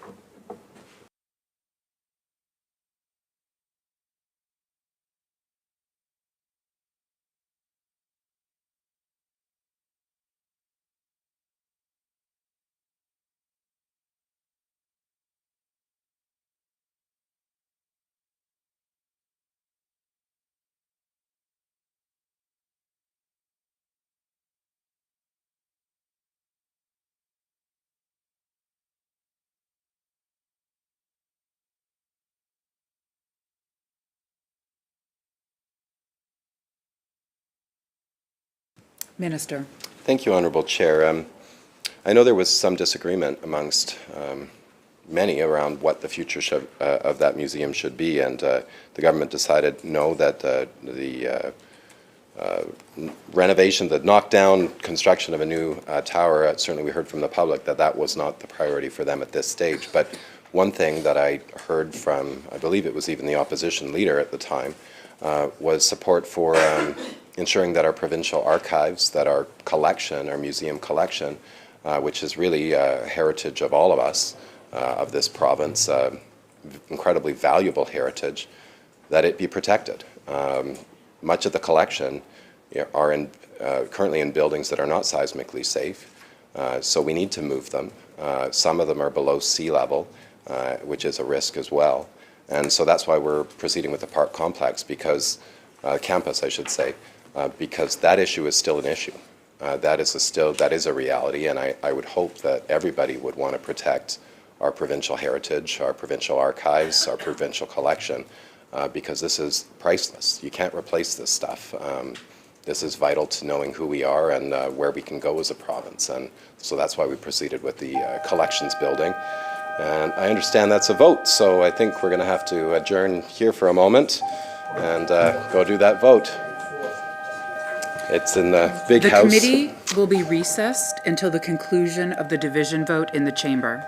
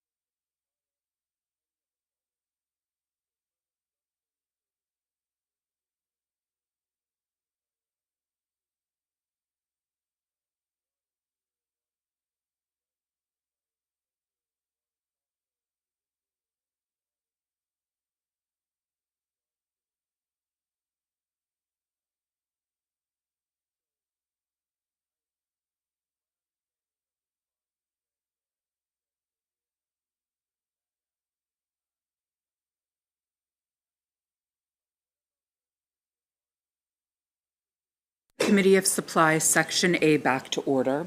We are currently considering the budget estimates for the Ministry of Tourism, Arts, Culture, and Sport. I now invite the Minister to continue his response. Thank you, Member. I think I was wrapping up just to say that we must protect our provincial heritages. We must protect our collection, and that the park campus is going to do a long way to protect it because it'll be seismically safe, properly HVAC'd, properly protected temperature-wise, and all the rest. I got out a chance to go see the site under construction. It's impressive what they're doing. It's beautiful architecture with a very West Coast feel to it, and I think it's going to also provide opportunities for teaching, for training, for learning, and to give people an opportunity to see more of their collection, because this in the end is the public's museum and the public collection of both everything from things from tens of thousands or hundreds of thousands of years ago up to present days. So it's an exciting opportunity for the public and for the museum and archives, which if the member wants, I would encourage him to pick up the book on the heritage of the Royal BC Museum, the history of it. It's fascinating history, from the tiny little building over there, the East Annex, to a very exciting museum today. So worth a read, and go BC Book Publishers. Member from Kelowna Mission. Thank you. As a supporter of our forestry sector, I look forward to purchasing a copy of the book. Can the minister expand on what steps were taken to engage and consult with the public and relevant stakeholders regarding the decision to proceed with the new building, as well as speaking about any detailed cost-benefit analysis that was undertaken to justify the investment in the new collections and research building, especially in light of other pressing provincial capital needs?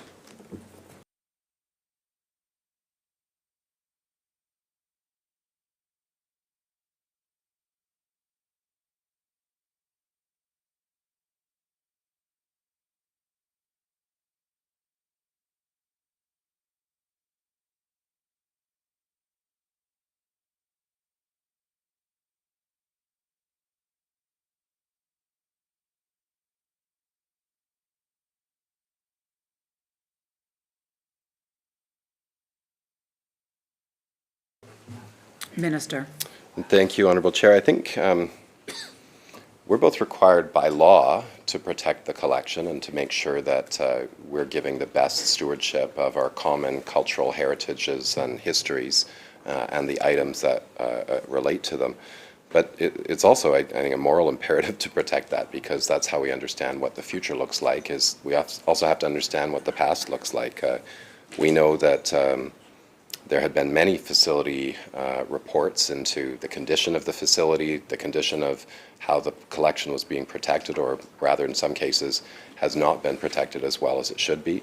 These go back, certainly, if the member does take me up on that and purchases the book and reads it, these issues go back almost to when the archives building was created in the 1960s. So I know the member doesn't want to go back to history. Don't worry, I don't think it was his government in power then in the 1960s. I think it was a government called the Social Credit Party. But I think there were issues with the building even as soon as it was created. It's about time we're doing this work. I think I've heard the member or other members correct say in the House, there's no wrong time to do the right thing.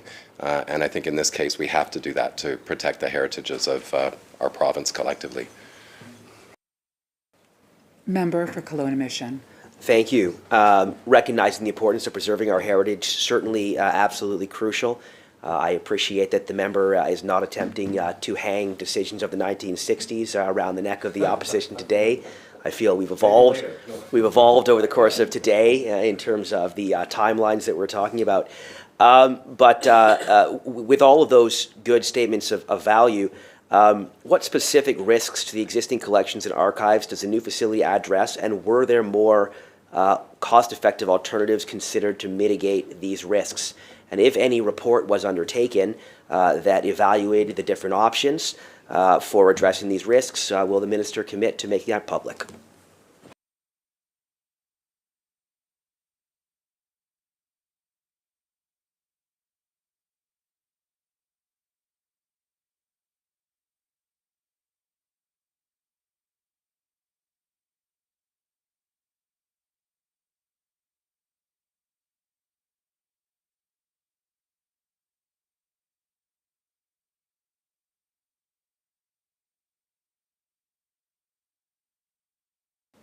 Minister. Thank you. The business case actually for this project is available on the government website and worth a look for sure.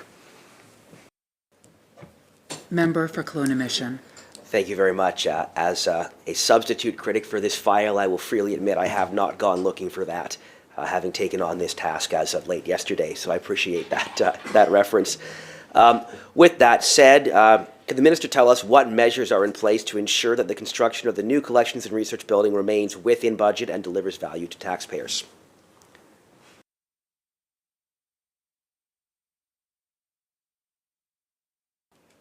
Minister. Thank you. Always a concern of mine as well. My understanding is in this project there's actually a fixed price contract with the builder, so they will be coming in on the budget that we've announced publicly.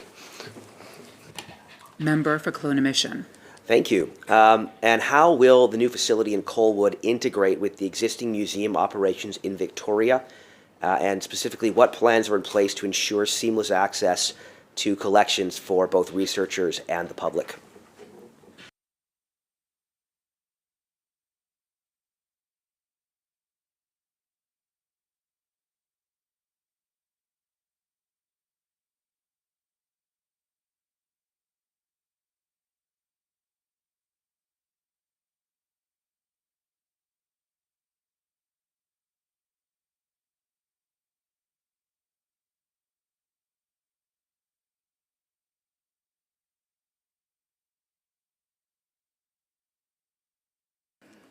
Minister.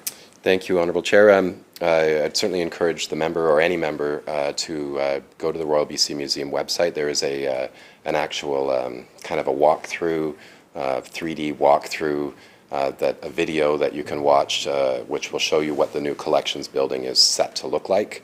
I don't know if anybody in the room's been down to the archives building over here, but it could be better, I guess might be the nice way to say it, but in terms of actually being able to use the material, actually be able to see it, to get it out, there are access challenges for much of the collection because they're stored in places that are hard to get to. There are issues of climate control, bugs. There's a whole bunch of things that I'm learning that I didn't know were there that had to be in museums, that had to be considered. So I think the new facility is set to provide a place for greater access for researchers, greater access for the broad public.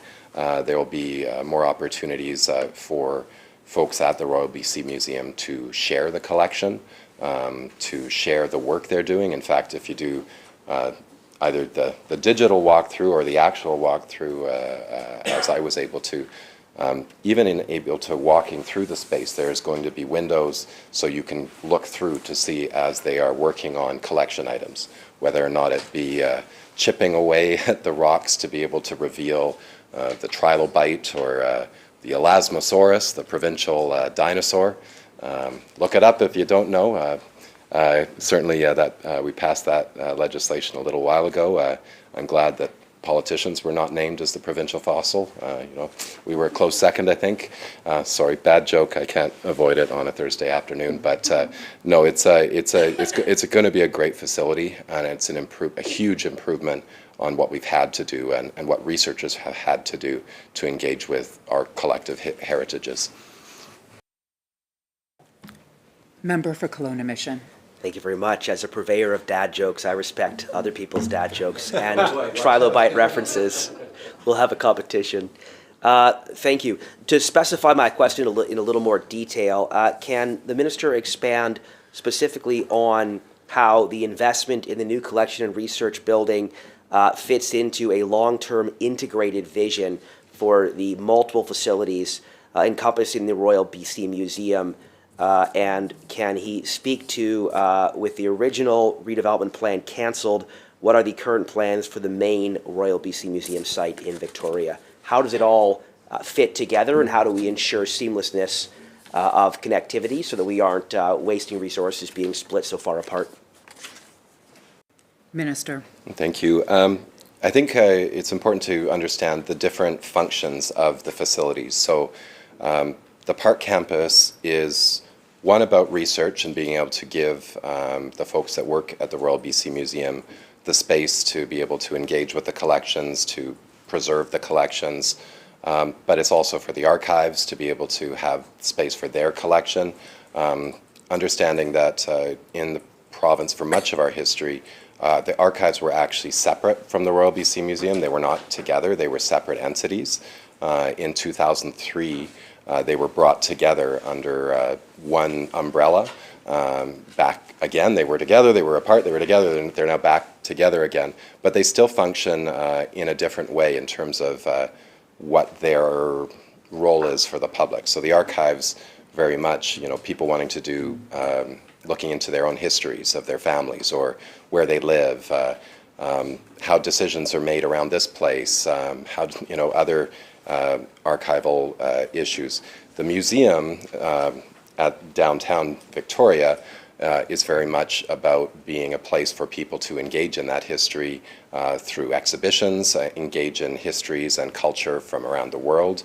It's much more of a public-facing exhibition space in that sense, whereas the park campus is much more about preserving that heritage, doing the archival research, storing the collection. I think right down here, downtown Victoria, where the Royal BC Museum is, across the street from where we are right now, that's really, really important real estate. That's really important community center. And it's, I'd say the collection in a way has outgrown that space. And sure, we could add more warehouses essentially right downtown Victoria and some of the most expensive real estate in Victoria, or we could put it elsewhere. And that's where we decided to go, is to bring that outside of downtown Victoria so we have a proper collection space for the whole collection, so we can do the archive, so we can do the research. But that's that side. Over here, I think the member had a question about, well, what next for the Royal BC Museum?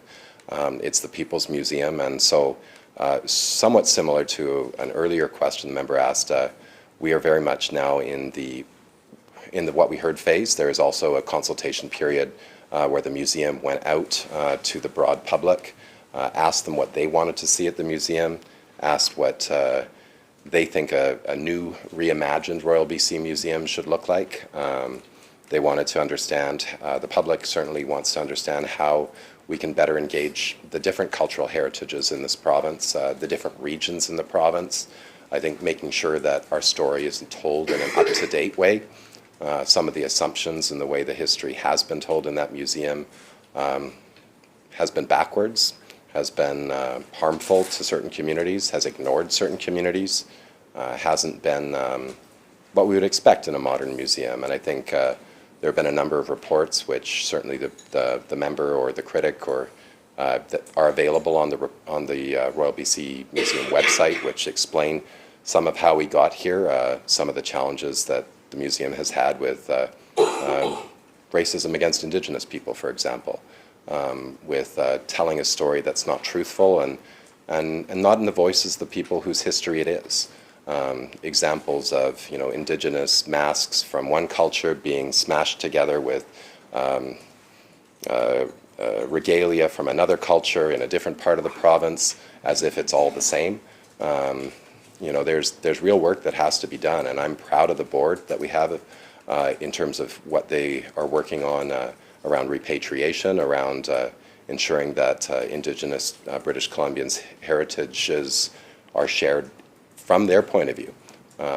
If the member had the chance to see Our Living Languages, for example, incredibly moving exhibition, which went through the entire province in partnership with the First Peoples Cultural Council to hear about the different language diversity in this province.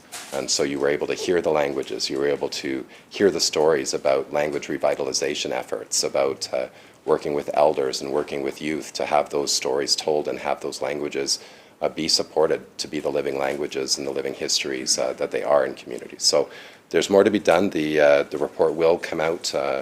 I think the museum is working on that now, which will give a sense of where the public thinks our provincial museum needs to go. And I'm looking forward to reading it and getting a better sense when it's released. Member for Kelowna Mission. Thank you very much. I'll turn to a few short questions around the BC Fairs Festival and Events Fund, following which I'll ask some questions about the 2023 What We Heard report.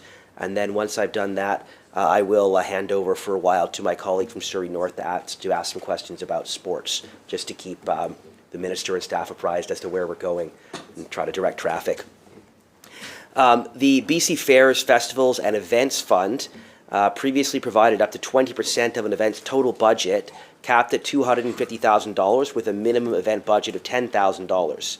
It was designed to help festivals recover from challenges such as rising costs, reduced sponsorship, and severe weather events. The new Destination Events program has reduced the funding to 10% of an event's budget, with a lower maximum of $200,000 and a much higher minimum event budget of $150,000 to qualify. Could the minister explain why the government decided to cut available funding in half from 20% of total event budget to only 10%?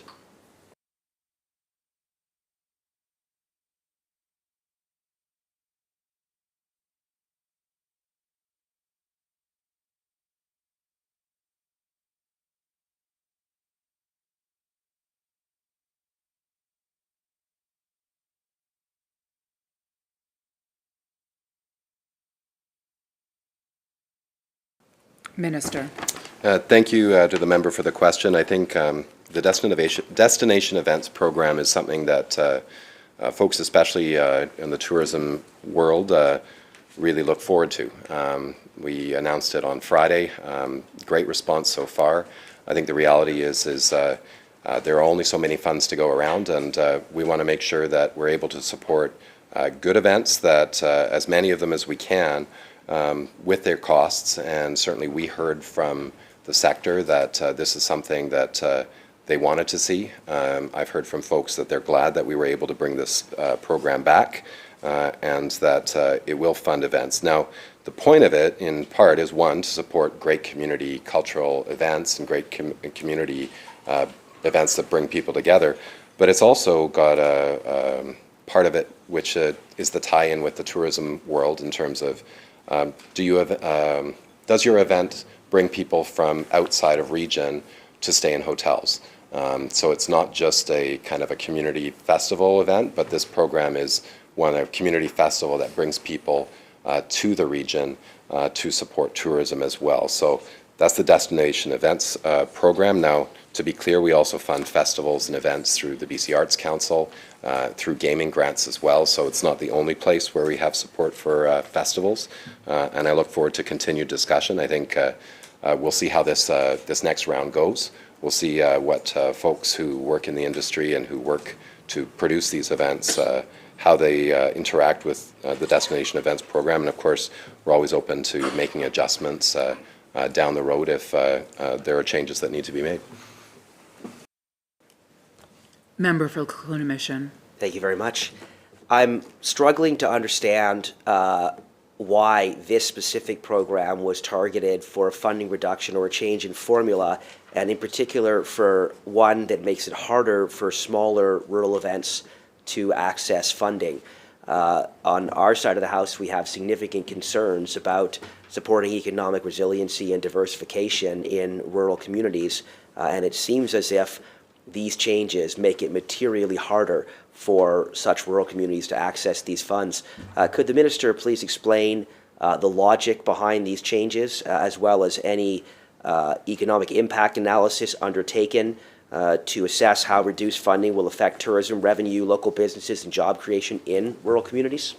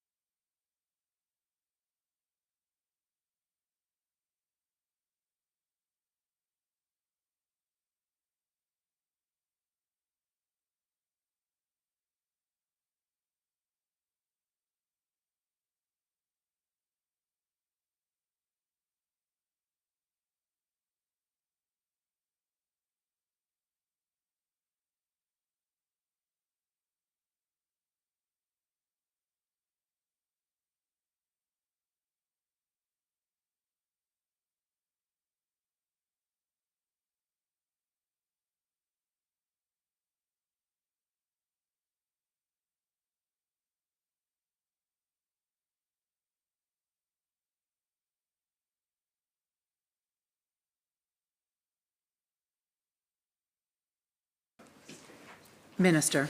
Thank you. Certainly, I agree with the member that we need to look for ways to diversify our economy, to grow our economy, to support jobs in our economy, and that's what this program does.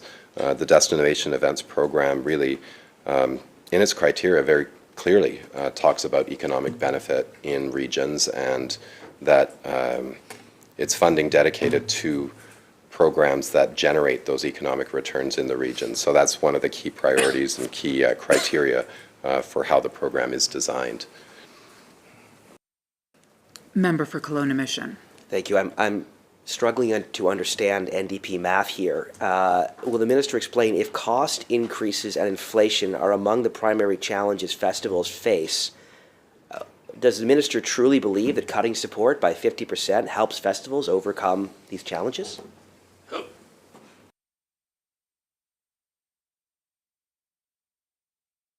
Minister.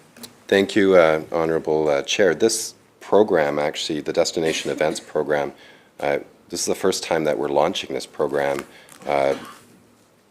with this criteria, because it's important that we actually fund these groups. I heard from many groups who their advice to me was that to do something like this makes a lot of sense, because we want to make sure that many groups still have access to these resources, and that they were glad that, actually I heard after we announced this, that they were glad we did this, because their fear was, given the economic challenges that and all the talk about how we had to cut spending, which I've heard often from the opposition, is that they were worried that this kind of program would be cut. And so I'm glad we have this program. It's going to help many festivals in this province. I think our funding to festivals through the BC Arts Council and through gaming grants are going to continue to provide additional resources than this one program to support arts and culture in this province.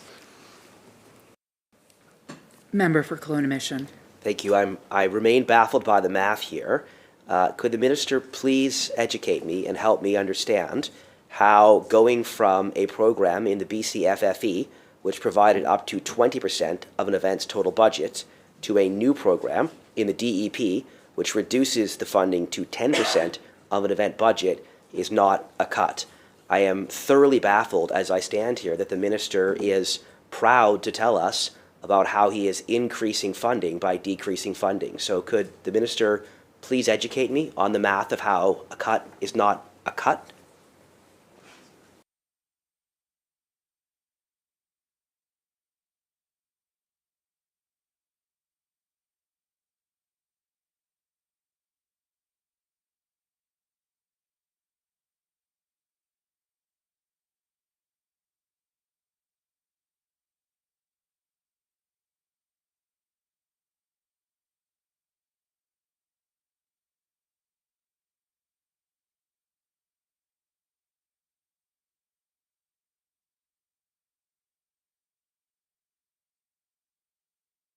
Minister. Thank you. My understanding is that the former program, even though there was a maximum that the member points to, the fact is the most average funding was at the 10% level. And in fact, that's what I heard from event producers as well, that that was approximately what they got anyway. So they were already getting that amount in many cases. So, but the reality is this program is not the only program to support festivals and events in this province. I think the BC Arts Council still is in the process, I think, of working through their application and their submissions that have come in around their events and festivals program. I think gaming grants, likewise, those decisions haven't been made yet. So certainly for folks looking for support for their events, this is one of a number of programs that exist to support. I'd also say that a number of destination marketing organizations, destination management organizations in this province.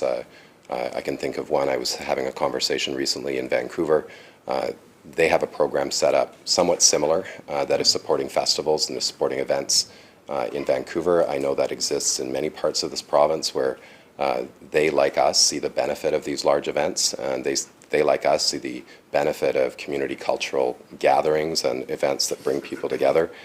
To their hospitality sector, to the hotels, to the regions. And so I think it's important that we continue to support these events, and I'm glad that we have this program here today.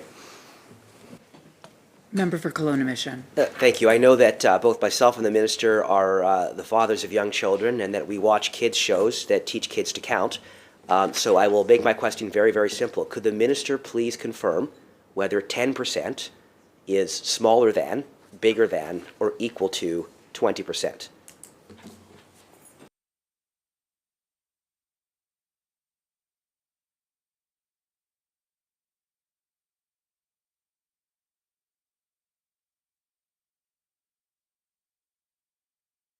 Minister.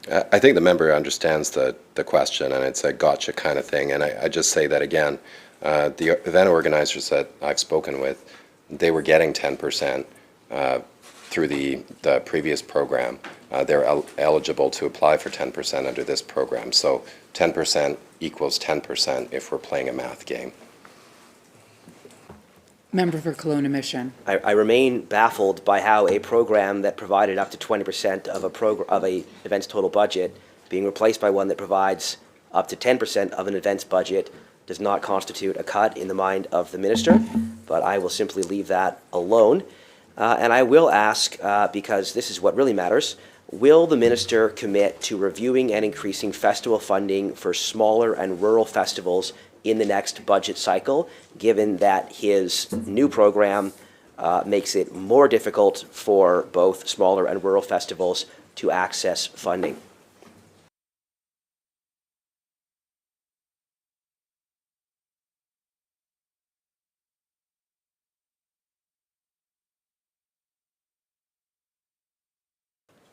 Minister.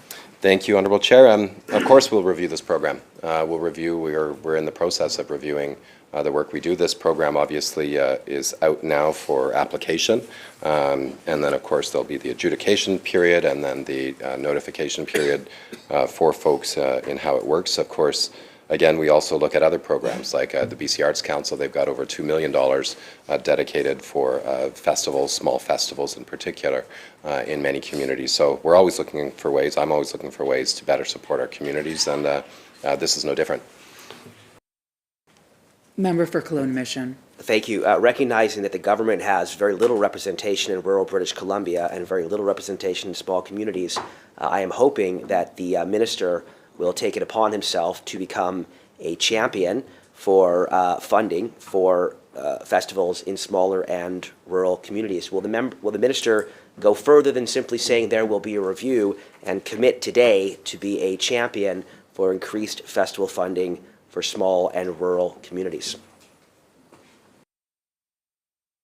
Minister. Thank you. I think we've got on the government side some really effective representation raising the voice of rural communities. I look to my colleague from Castlegar, certainly a strong voice in the Kootenays there. My colleague for Nelson Creston, certainly raising the voices for rural communities there, but really on the island in the north. But in the end, the ministry works for all British Columbians, and so I know that the member and his colleagues will also raise these issues with me. And my pledge, of course, is always to work hard to increase benefits for British Columbians. And if that's in rural BC, I think of Arts Wells, incredible festival up in Wells, BC, it's right in the name. I think of, Caslo Jazz Festival. I think of other festivals that have done incredible work with very small budget, sometimes no budget, next to no budget, because it's just community efforts. And that's from, a small powwow to something much larger in communities up and down this province. So I look across, I see many folks representing many different regions in this province, and I look forward to good conversations in the years ahead to support your festivals, your arts and cultural events as best as we're able to, heritage as well. And no, it's all to the good. I'm glad that there are voices that want to passionately support arts and culture. That's not always been the case in government. I remember days when folks said that these were wastes of money. I'm glad that the member is not making that view, and in fact is supporting festivals and events, because they're good for our community and they're good for our economy. Member for Kelowna Mission. Thank you. To be specific again, the change from the BC FFE program to the DEP program not only cuts the maximum amount from 20% to 10%, but raises the minimum threshold budget to qualify. By making that change, the ministry has made it more difficult for smaller rural events to access funding. If the minister's goal is to help all of British Columbia, that has not been achieved with this policy change. What this policy change has done is made it materially harder for smaller rural festivals to access funding. This is not neutral. This is less than. This is worse for smaller and rural communities than the previous program. So I will ask again very clearly, will the minister specifically commit to reviewing and increasing festival funding and the festival funding formula for smaller and rural festivals in the next budget cycle, yes or no? Minister. Thank you. The member will know that I'm unable to make budget commitments for a year from now in terms of what the finance minister says, what the finance minister runs through the budget.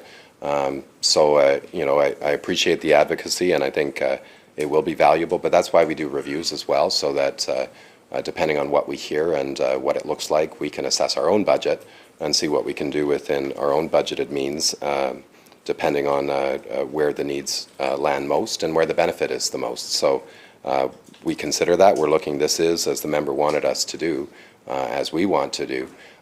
We want to make sure that there's the best return, that there is economic benefit, that it helps drive job growth in communities, that it helps bring tourism to communities, and that's the point of this program. So happy to have the conversation down the road again, and certainly we'll look for whatever opportunities we can to provide support for, whether it be big city festivals, smaller festivals in smaller towns that bring real economic return to those towns as well.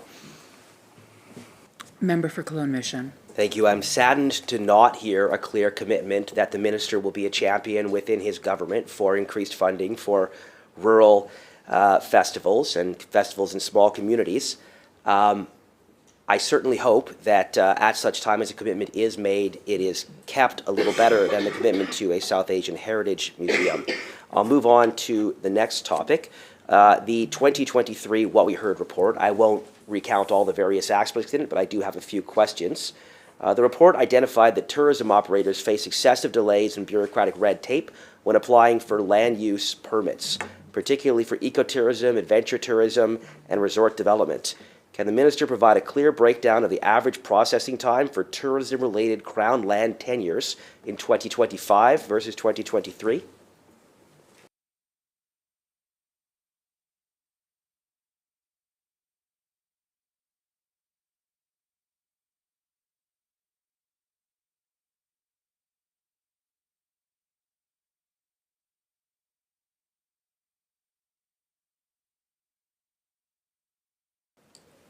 Minister. Thank you. I think the member may not know, as he's not the critic for this area, but land tenures are decided at the Ministry of Waterland Resource Stewardship, and so that's where they set the permitting times. They set, those issues are handled there. So I can't give that information to the member right now. What I can say is that certainly my commitment to the tourism industry has been to work to support their efforts to deal with tenure issues, deal with land issues, and so I'm certainly in the months ahead reaching out to work with Ministry of Waterland Resource Stewardship, Ministry of Environment around tenure issues. I think our recreation economy, our adventure tourism economy really relies on the land very clearly, and not just the land, but the water as well, and then the intertidal and river systems and lakes and so on. So it's permitting timelines, we're working to get them down, certainly across government, and certainly I'm working with tourism stakeholders and with other ministries to try and support quicker turnaround, because we want folks to have some better certainty on the land base and better results when they make the investments that they do, so that they can have some confidence in terms of timelines and better results for their projects and the communities that they're based in. Minister for Kelowna Mission. I'm not a minister, just a regular member. Member. Thank you very much. It's that time of day. Thank you very much to the minister for referencing the cross-ministerial collaboration in this regard. and I'm hoping that he can pick up on some of those areas. Given that operators continue to report excessive wait times, what specific reforms has the ministry or other ministries implemented to streamline the approvals processes, and why are businesses still reporting very significant delays?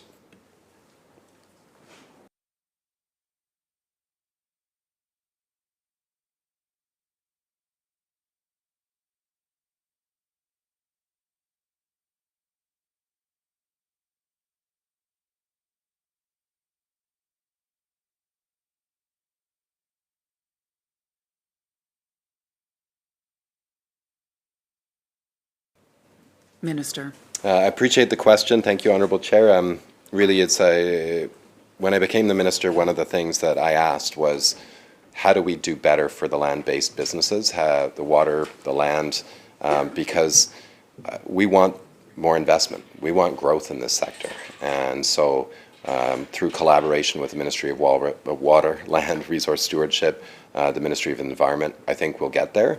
I think we're looking at all aspects of the permitting processes, where legislation, timelines, who makes the decisions, how you where are there potential redundancies, where could you substitute something for something else. But those conversations I've asked to stand up, and then certainly with the tariff issue coming to us and the huge impact on our economy from America, I've underlined that it's important that we not just talk about it, but act on it. So that work is underway now with good collaboration. Much of the legislative tools, in fact, most of them, are outside of this ministry in terms of the actual legislation around some of the permitting, but we work as advocates for those within our ministry who sometimes need that boost, because I think in tourism we have so many small businesses that we need to work to make sure they're united and that their voice is heard, because certainly bigger industries for a long time, at least in terms of bigger corporations or bigger companies, have been very good at getting their voices heard.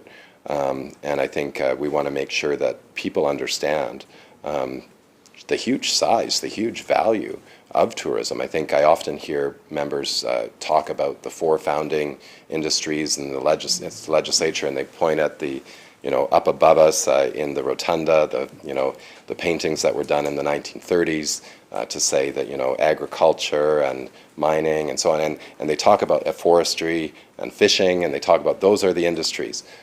Tourism, from the beginning of this place that we call home, has been one of the biggest industries. We just never thought of it that way. It's a resource, the relationships we have with people. The resource is our relationship with the land. The resource is the relationship with culture.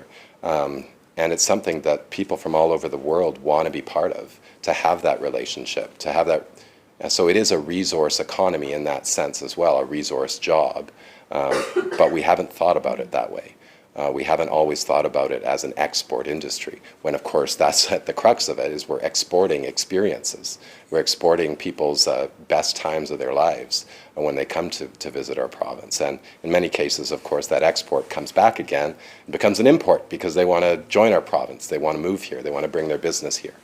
Sorry if I've strayed off a little bit to the member. I'm passionate and enthusiastic about this work, and it excites me to no end to share that passion with others. So. Member for Kelowna Mission. Thank you very much. I think in his statement around the stained glass windows in the legislature, the minister may have mistaken MLAs for tour guides. And perhaps, given his party's obsession with pointing to the past, I will observe that I'm not sure whether that stained glass was installed in 1893 or thereafter, but I can confirm that at no time did anyone on our side of the House install that stained glass. And in fact, we support a modern, diversified economy. Now, let's turn to another subset of this issue. Indigenous tourism operators have expressed frustration over the complicated and unclear process of securing land tenures for tourism projects on traditional territories. Despite the government's stated commitment to economic reconciliation, many Indigenous-owned tourism businesses struggle with permit approvals and lack direct access to decision-making on land use. Minister, what concrete actions has the ministry, in collaboration with other ministries, taken to simplify and expedite land use approvals for Indigenous-led tourism initiatives?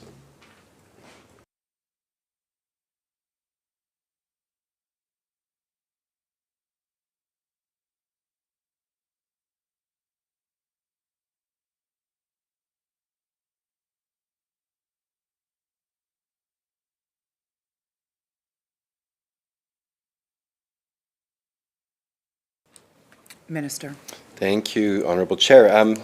I would say that the member's onto something in terms of the huge potential and huge growth we're seeing in Indigenous tourism in this province. I think when I first got to know folks at Indigenous Tourism BC, which was then Aboriginal Tourism BC, there was maybe 50 market-ready businesses in the Indigenous tourism world. There's now over 500.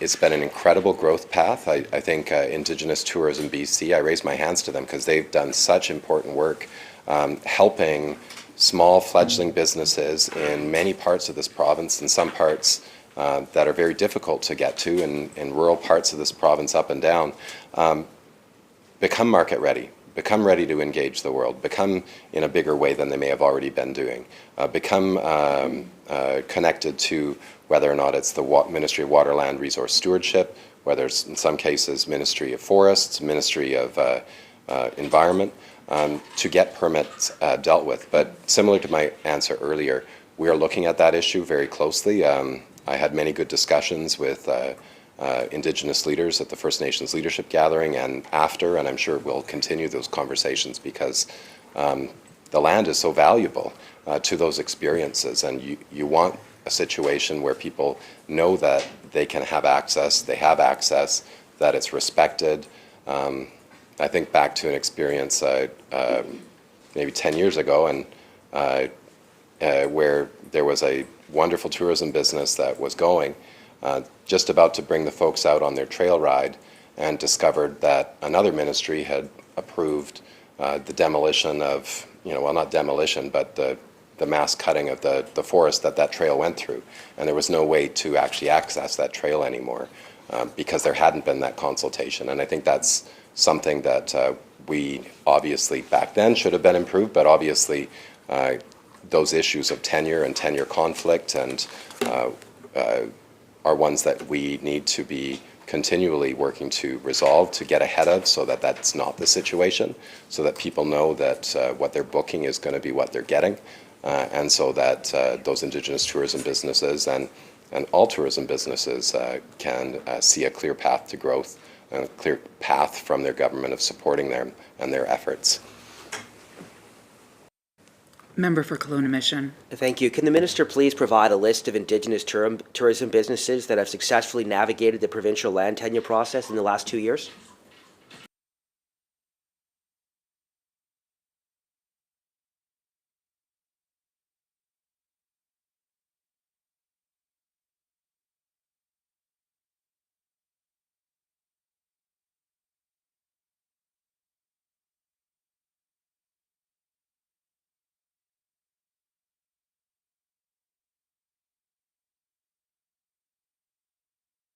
Minister. Thank you. In terms of permit approvals, those approvals are not made through our ministry, so we don't have those names and those numbers here. But I would encourage the member to either engage with Indigenous Tourism BC, raise those questions at the Ministry of Water, Land, Resource Stewardship question. But there's so many Indigenous tourism businesses engaged on the land base that have worked through issues. There's over 500, as I said, businesses. Now, some of them are in cities, but many of them very much are out on the land, engaged on the land, and engaged with permits and tenures. So I'd encourage him to chase that one down with the ministry responsible for those permits. And it's not just Ministry of Water, Land, Resource Stewardship, but it is also Ministry of Environment, and in some cases, I believe, Ministry of Forests. Member for Kelowna Mission. Thank you. The minister has spoken often about the integrated nature of his ministry's work with other ministries, rather than suggesting that the opposition chase down those names. Can I suggest that the minister, in fact, go and work with his fellow ministers and procure a list of the Indigenous tourism businesses that have successfully navigated the provincial land tenure process in pursuit of their efforts toward tourism, and provide it to us in the next 2 weeks. Thank you.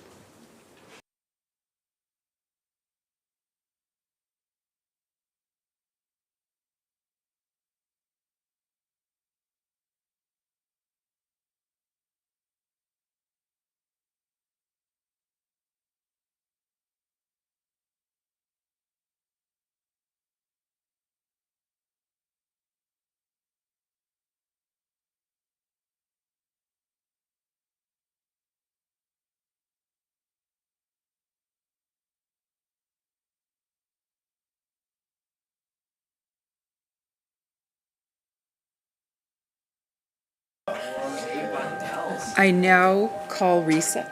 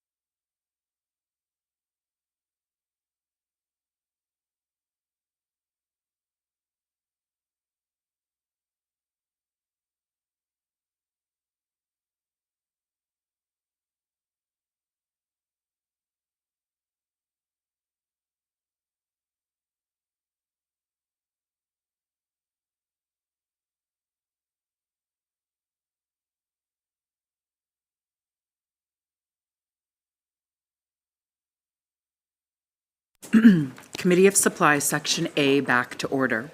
We are currently considering the budget estimates for the Ministry of Tourism, Arts, Culture, and Sport. I now recognize the Minister of Tourism, Arts, Culture, and Sport. Thank you, Honourable Chair. Certainly happy to follow up with a member on that. I think I wish I could be more definitive about timelines and so on. As it's not in our ministry, I don't know how easily accessed that kind of information is, and also there are things like freedom of information, commercial confidences, and kind of legal issues for some of the providers. They may not want us to share that information, or that they've even engaged in the permitting process, because of course some of that, until they're ready to go live, they may not want their business being revealed, for example. So I don't know all of the how easily that's gathered, so I can't commit to a timeline as it's outside of our ministry, but certainly happy to follow up with the member post this to see exactly what he's looking for. Member for Kelowna Mission. Thank you. We are fortunate that over the break, the ministers of both Walrus and Indigenous Relations and Reconciliation have come to join us in the committee room. So perhaps I will repeat my theme and ask a different question.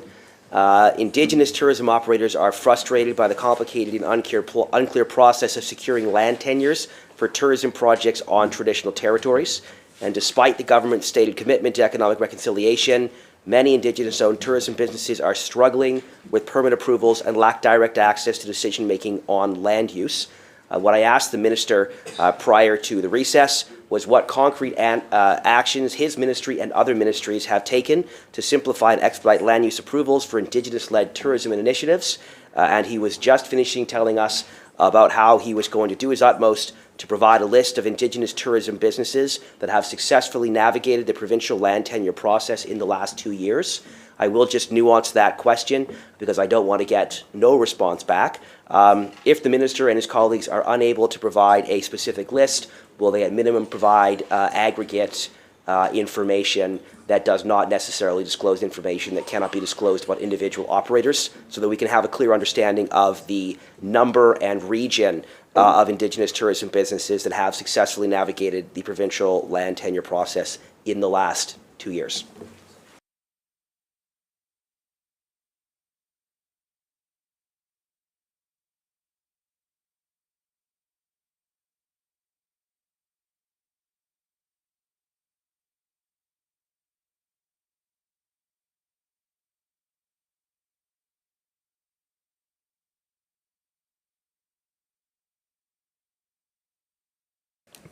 Minister.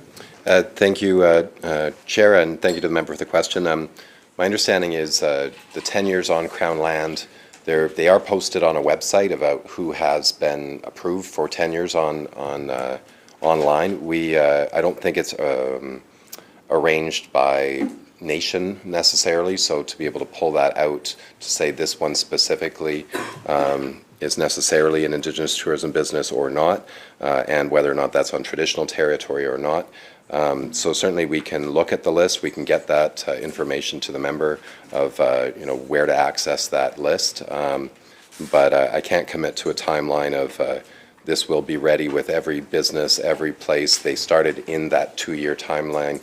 Some may have begun before, some may have been engaged in actually getting renewals. Like I just don't have that level of detail today to be able to make that commitment. Member for Kelowna Mission. Thank you, and I trust the minister will make best efforts to provide suitable information. I appreciate his directness and honesty in understanding what is and is not available. I think we all share the goal of seeing Indigenous-owned tourism businesses succeed, and we're simply trying to gather information to understand the trend line in that regard and whether undue obstacles remain to enable folks to succeed.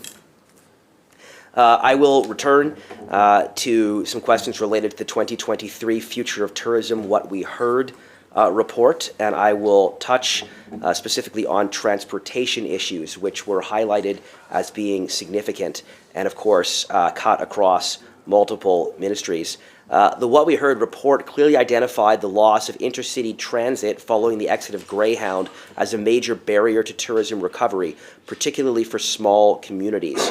Can the minister provide a detailed explanation of why, after 2 years, BC still lacks a provincial intercity bus service connecting major tourism destinations? Has the government allocated any funding or pursued private partnerships to address this gap? And if so, what funding and what partnerships?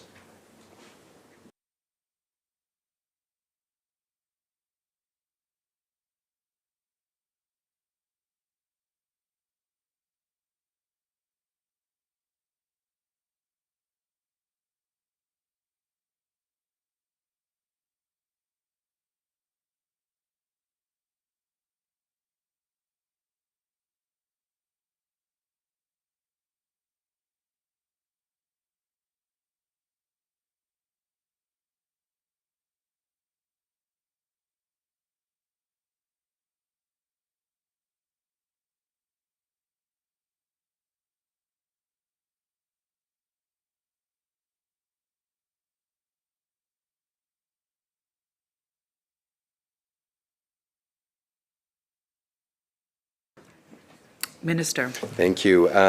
So right in the question, in a way, the member answered the question himself.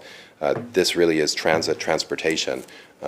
Within the Ministry of Transportation, they are the ones that make investments in things like BC Bus North. So certainly I would encourage follow-up on that side.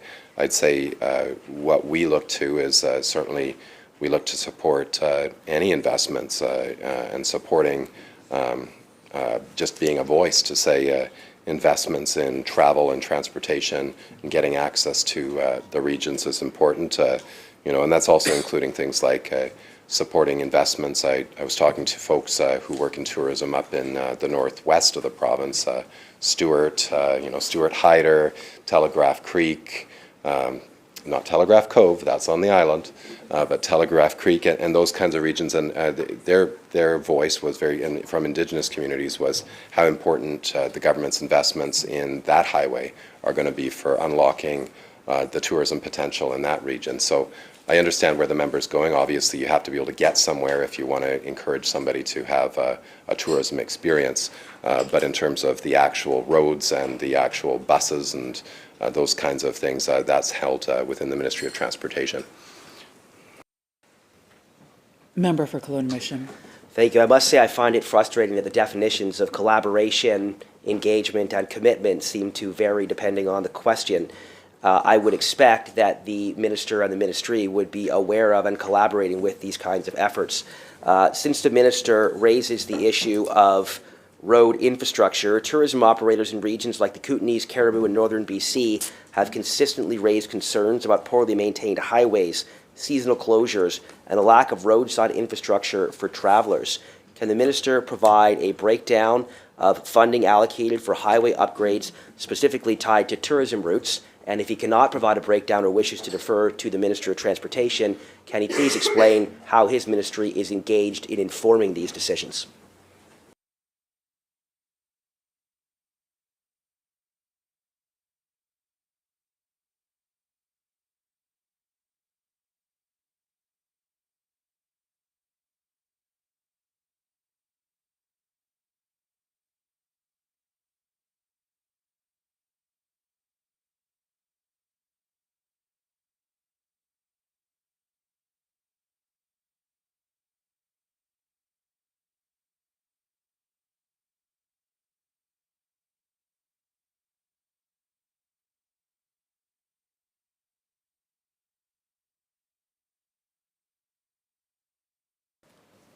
Minister. Thank you. I don't, within our ministry, have a list of every road infrastructure upgrade in this province and why did we pave that lane, why didn't we pave that lane, why did we choose that road versus that road, because that appropriately is in the Minister of Transportation. I know it's frustrating as a critic to ask questions and be directed elsewhere, but it's also important to ask the right questions to the right ministry. So in terms of the actual investments that have come through our ministry that relate to transportation, certainly happy to provide a list. We're not paving roads through this ministry, but there are ancillary things that affect transportation, things like bathrooms, that we have had some investments in the past, but really road infrastructure, highways, transportation is appropriately in the Minister of Transportation.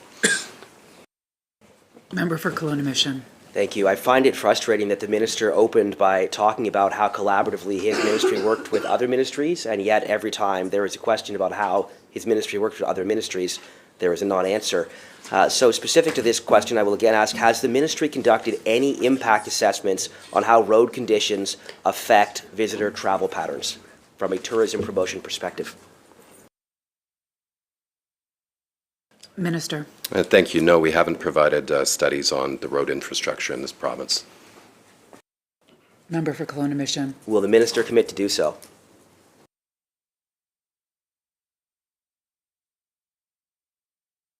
Minister. Thank you. Always happy to hear from folks in the tourism field who have arguments about one road or another and so on, but if they want their roads upgraded, the appropriate place to go is the Ministry of Transportation. Member for Kelowna Mission. Thank you. That sounds like a very piecemeal approach where individuals are supposed to lobby the Ministry of Transportation and there is no coherent strategy. Will the minister rethink his answer and commit to advancing a coherent strategy working with the Ministry of Transportation in order to conduct an impact assessment on how road conditions affect visitor travel patterns in jurisdictions such as the Kootenays, the Cariboo, and Northern BC, in order to make sure that through collaboration across ministries, which he has repeatedly talked about his desire to do, we can improve the tourism infrastructure that drives tourism in rural British Columbia?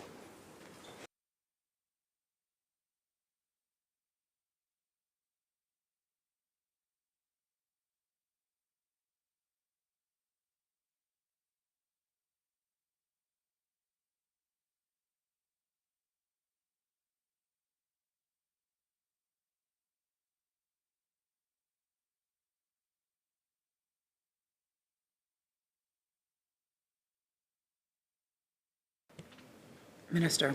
Thank you. Certainly, we do work collaboratively with ministries across the government, but I don't think that means that we are the government, we are the ministry for every ministry. You know, it sounds like the members arguing that that I should be the minister for everything and be able to make decisions around everything because they all relate to tourism. Of course, everything has a connection to tourism, but the appropriate question has to go to the appropriate ministry. Now, that being said, of course, we're going to continue to work to support historic and future tourism routes as ways to get places, but that's mostly in the marketing. That's what happens in our ministry. And so in terms of the assessment of the road bed, is it appropriate? Are there too many potholes? Does it take too long to get from one place to the other? Should that be faster? That's appropriately the job of the Ministry of Transportation. I think certainly in my consultations with folks in the tourism industry, the issues that they raise with me are largely related to more issues like permitting, of tenures. They raise issues of having enough staff. They have raised issues of, do we have the right mix of marketing? Do we have the right collaboration with different destination marketing organizations? And certainly they also say that when they have issues with roads, they go to the Ministry of Transportation because they understand that they're the ones that build the roads, they're the ones that maintain the roads, they're the ones that set the rules on the road, and so that they're the appropriate place to make decisions about the roads. Member for Kelowna Mission. I believe the minister is misunderstanding my question. I'm not asking about road construction. I'm not asking about road beds. I'm not asking about gravel. What I am asking about is specifically in the ambit of the Ministry of Tourism. There is abundant research undertaken by tourism organizations around this province in order to evaluate the drivers and restrainers of tourism in their respective regions. They look at all kinds of different factors that attract people to undertake tourism. They try to address those factors. They try to strengthen their appeal. And we have heard consistent concerns from tourism operators in regions like the Kootenays, Cariboo, and Northern BC that poorly maintained highways, seasonal closures, and a lack of roadside infrastructure for travelers is contributing to diminished tourism in their regions. I'm not asking the minister to build roads. I'm not asking the minister to be the Minister of Transportation. What I'm asking the minister to do is to undertake impact assessments with tourists or with tourism promotion organizations around how road conditions are affecting visitor travel patterns so that that information, which I would assume remains specifically in the ambit of the Minister of Tourism, can be used to inform policymaking and decision-making around prospective road improvements that would duly be undertaken by the appropriate ministry.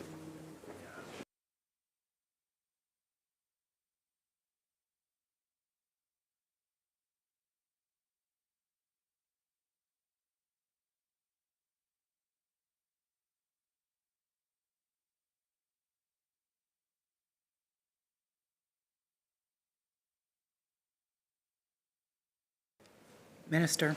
Thank you. I think the member talks about assessments and things that different tourism organizations have done. In many cases, those assessments are funded through Destination BC. They work with our regional tourism partners on the issues that they see as priorities in their regions, and they will continue to do that, and that certainly is my expectation. So if a regional tourism organization says that that's the top issue in their region, they raise that with their, if the city raises it with the regional destination marketing organization, that then gets to Destination BC, who makes decisions around these kinds of reports. Now, the reason I was talking about roadbeds to the member is he was talking about an impact assessment of roads and conditions. And so I assume that also impacts the roadbed and being able to drive safely on that, which is really the job of Ministry of Transportation. So that's why I made that point. But in terms of people's ability to get to places, what are needed to grow tourism in those regions, we hear that through our partners all the time. And again, I'll make the offer. I don't know if the member actually wants this information. I hope he does, around what investments we've made for things that, like roadside bathrooms, ensuring that you have the ability to get to a rest station and the quality of it. That does matter. And so there have been investments on that side that have come through tourism funds with support of regional tourism organizations. So if the member wants, we can pull together that list. I would just love an indication.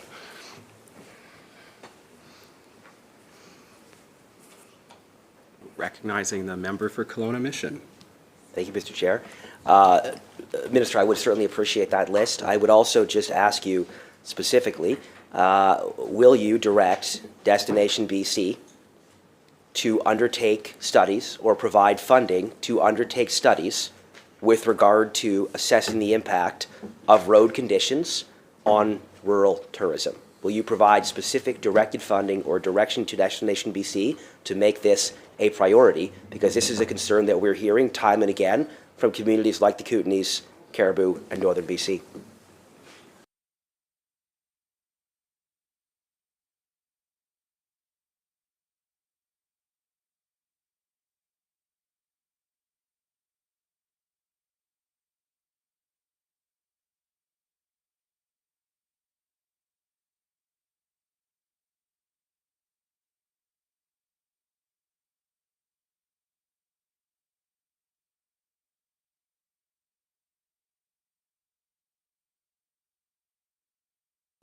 Minister? Thank you, Honourable Chair. We look to the regions for their advice, and so rural BC, many different regions, and there are different issues within those regions. There's not one monolith, one issue in rural BC, and I think it's important that we listen to those voices. So the member has raised concerns that he's hearing. Can we make sure that phones are turned off, please? Thank you. Sorry, that's the chair's job. I used to have your job. Sorry, Honourable Chair. Thank you, Minister. Could we please make sure that cell phones are muted during this period of time? Minister? Thank you. A soundtrack is fun, but we don't need one right now. But yeah, so it's really is, I don't want to be combative about this in any way. I think this is a question where we look to the regions, and if that's what they're hearing, that's how they develop their plans. And so their destination development plans include studies, include research, include looking at travel patterns, include what they think will be the biggest return for their dollar. And so that's where the research happens, and that's where the requests happen. So we hear it. Certainly I'll check in with our regional partners to see is that the top issue that they think needs to be the focus, because in the end it rests with them and with the businesses in those regions to develop those plans, as opposed to a politician just saying this is the top issue, we're not listening to you. It actually has to come from them, and that's where this work should come from. The member for Kelowna Mission. Thank you, Mr. Chair.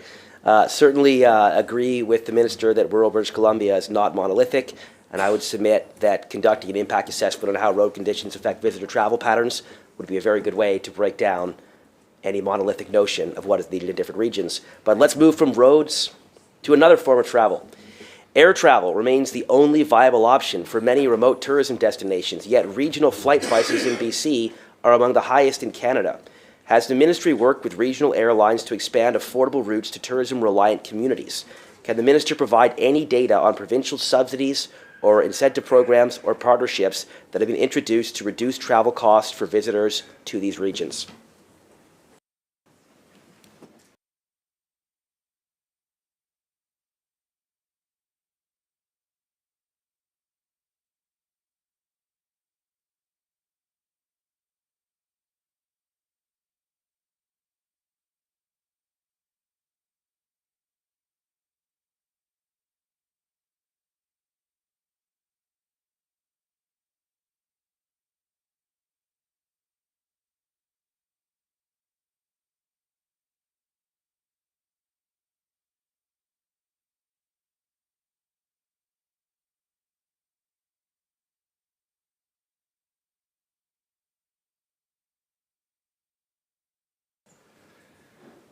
Minister? Thank you, Honourable Chair. Air travel is hugely important for tourism in this province, for people to be able to get around a province as vast as ours with as many mountain passes and remote areas. I think we're served by an incredible number of airports, and I was having a conversation with Air Canada the other day and about how many routes they have in BC alone. I know there's many other air carriers and float plane carriers as well that have aquatic airports in addition. So at our roundtable we had last week, the president of the BC Aviation Council was there. Certainly we're going to follow up with more discussions with them to look at what opportunities they see, what are barriers to increasing air travel or giving people more options, more choices. I think what I'm hearing anecdotally is there is interest in increasing routes because of, in part, because of the economic challenge that we're being faced with from our neighbours to the south, that there's more desire of British Columbians to get out and see the province, more desire of Canadians to get out and see different parts of BC too. So certainly I know some of the carriers are looking at potentially adding routes. They're looking at how do they do that and where do they do that. That makes most sense business-wise. It is a private industry. It's a private for-profit industry that makes business choices about where they see opportunity for growth. I'm certainly happy to continue talking with them about what they see as necessary on the regulatory side or elsewhere that would matter.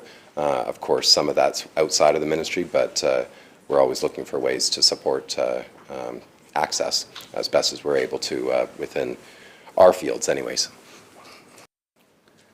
Recognizing the member for Kelowna Mission. Thank you, Mr. Chair. In 2023, the ministry committed to improving transportation accessibility by expanding ride-hailing options across the province. However, as of 2025, many tourism-reliant communities outside of Metro Vancouver and Victoria still lack access to services like Uber and Lyft. What steps, if any, has the ministry taken to facilitate the expansion of ride-hailing services into smaller communities? Have regulatory roadblocks been addressed, or does the government continue to limit private transportation alternatives? And if the minister's answer is that's up to a different minister, then I would ask what he is doing or will do to advocate for ensuring that we're able to bring these services to more communities in the near term.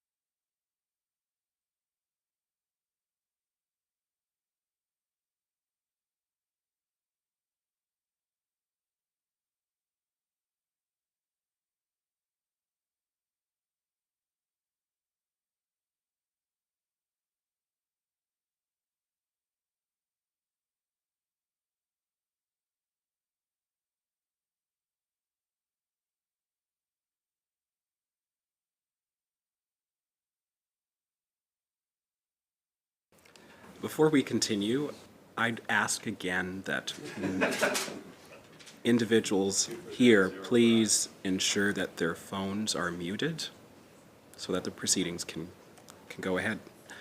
Recognizing the Minister of Tourism, Arts, Culture and Sport. It's the Minister for Arts and Culture, so people want to play music. I'm sorry, Honourable Chair. No, and they'll dance later. But no, I think in the question of ride hail and how do we get access and people getting around communities, I hear the member. I think they're great options for people where they exist. I understand taxi as well is hugely important in terms of transportation, getting around in communities. So, you know, some take ride hail, some take taxi, some take both. But certainly I'm happy to have conversations with colleagues and continue conversations about where there are opportunities, where there are options. But yes, the member's right. Sorry, it's getting late. The member's right. It is outside of the ministry. As much as I might want to be the minister for everything, that's not something my colleagues agree with. So, you know, we'll continue on. Yeah. Recognizing the member for Kelowna Mission. Thank you very much, Mr. Chair, and I will inform the Chair that in our caucus, we have a fine for ringing phones during meetings. I would suggest the members opposite may wish to consider such an option in their caucus. You're always more pro-tax. Oh! That was a good one. I'll give you, that was funny. That was funny. That was a good one. It's that type of day. Okay, we've talked about commitments from 5 years ago that this government has not fulfilled. We just talked about a commitment from 2023 that this government has not fulfilled. Let's talk about a commitment for 2024 and see whether this government will fulfill it. In the 2024 NDP platform, there was a commitment to an arts, culture, and sports infrastructure fund. Can the minister please let us know when that fund will be forthcoming?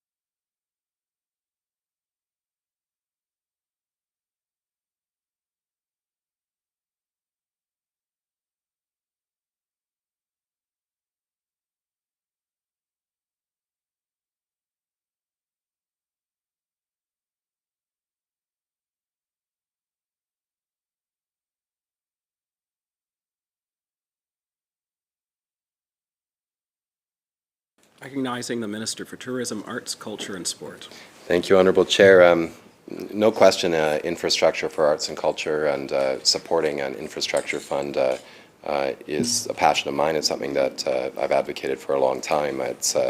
I'm glad that the BC Arts Council, we have a capital fund within the BC Arts Council now for, you know, it hadn't been there forever, even though we should have had a capital fund for a long time to maintain and upgrade facilities. So the capital fund through the Arts Council, I think, is good news. I think the BC Gaming as well, we have a capital fund there, which has been providing resources to not just arts and culture, to be clear. So that's important. But I hear the member. You know, we have incredible cultural facilities all across this province. And they need to be updated. They need to be upgraded. And I know some of them have received support through other ministries. Even though it's supporting culture, we're not calling it cultural funding in that sense, but whether it's you know, with their HVAC systems, their heat pumps, there have been support across government to support them to reduce carbon emissions, to support improvements for accessibility and those kinds of things. But I hear the member. We're always looking for more resources, and certainly if the member and his caucus want to commit to increasing resources for arts and culture funding and not criticize us if we do, that's always helpful to know, and to get in support of arts and culture funding and not also argue at the same time we should be cutting funding. which goes against arguing we need more money. So I know it's not always easy to argue both sides of that question, but I think investing in arts and culture infrastructure and capital funding is really important. We've had some major investments the member will know about, the Chinese-Canadian Museum, for example. Strong investment to tell a story that had been ignored and had been hidden away. That's one project with a huge impact, huge results. Arts and culture infrastructure. We talked earlier about the park campus, maintaining our heritage and those resources, the cultural resources, richness of the province. I mentioned the infrastructure funding that we've got through the Arts Council and through gaming grants, but happy to take more questions on this one. Recognizing the member for Kelowna Mission. Thank you. And before I ask my final question, I will note that this will be my final question and that I will be turning the microphone over momentarily to the MLA for Surrey North, who is our critic for parental rights and sports. So if I don't get the opportunity to question the minister again, I will certainly say that I've enjoyed our time together and I certainly have appreciated it. Now, with that said, I would just point out that the question was very simple. It was what happened to the commitment in the 2024 NDP platform to an arts, culture, and sports infrastructure fund, because it does not appear to exist. Much like the South Asian Heritage Museum that dates back to the 2020 election, that does not exist. So certainly the minister seems to want to go off on a dialogue about the opposition supporting decisions. No, we're simply asking this government to fulfill the campaign promises that it made to people in this last election. Now, certainly in my community of Kelowna, there's substantial interest in building a new performance centre. In other municipalities, there's substantial interest in building arts, culture, and sports infrastructure. As I was sitting here, I've just received text messages from municipal leaders who were curious to get a better understanding as to how this all works. So if there are municipalities that do in fact want to seek funding that they had planned to pursue through the promised Arts, Culture, and Sports Infrastructure Fund, specifically outlined in the NDP's 2024 platform, should they await a process? If so, on what date should we expect that that process will be forthcoming? At what time should we expect that capital will be allocated? Or should municipal leaders simply approach the minister directly with their specific asks for their specific projects?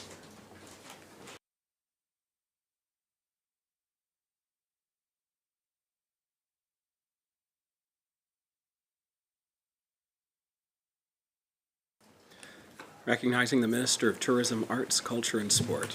Thank you, Honourable Chair, and thank you to the member for the question and for this dialogue back and forth. I know he's not the member for Richmond-Bridgeport, but I know he's asked a whole lot of questions. I hope she's able to observe and review this so that I don't have to answer the same questions 2 weeks from now, because I think we've had a good dialogue and good discussion so far, and appreciate the collaborative effort or the approach of looking for solutions and looking for ways to improve. On the Arts and Culture Fund that the member mentions, I mentioned some of the funding we have for capital already, and so I know some of the municipalities and I know some of the nonprofit organizations certainly are looking to those as ways to do their projects. I think the provincial budget has a very large capital plan. I think my mandate letter is over the term of government. In terms of the work that I've been tasked to do. And so not everything will be solved in Budget 1. I think there's always work to do and to develop these programs, because you also want to make sure that they're going to work in a timely way. Sometimes they are programs that in past we had strong federal support, and so the idea of a third, the city puts up a third, the feds a third, the province a third. In some cases that's been the way it worked. In recent years, that's been less certain with our federal partners, but I think certainly we're looking at how do we develop a program that's going to matter, that's going to help people, but that's also within the fiscal room that the province possesses. So that's always something we have to consider as well. There's only so many dollars to be spent, and we also know there's huge needs in many other sectors too. So it's not just arts and culture, but people want a hospital, people want a school. People want investments in those kinds of things as well. So thank you to the member for the question. I look forward to further dialogue with his critic when she's able to. I wish her the best on her health, and I look forward to new questions from a new member. Yeah, thank you.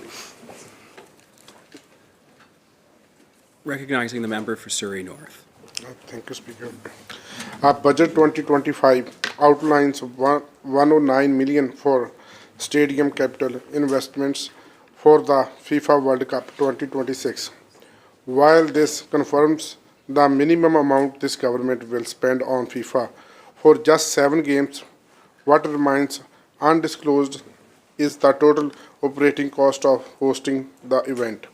Can the Minister provide a full breakdown of the projected total cost of taxpayer for hosting these 7 games, including security, infrastructure, and operational expenses?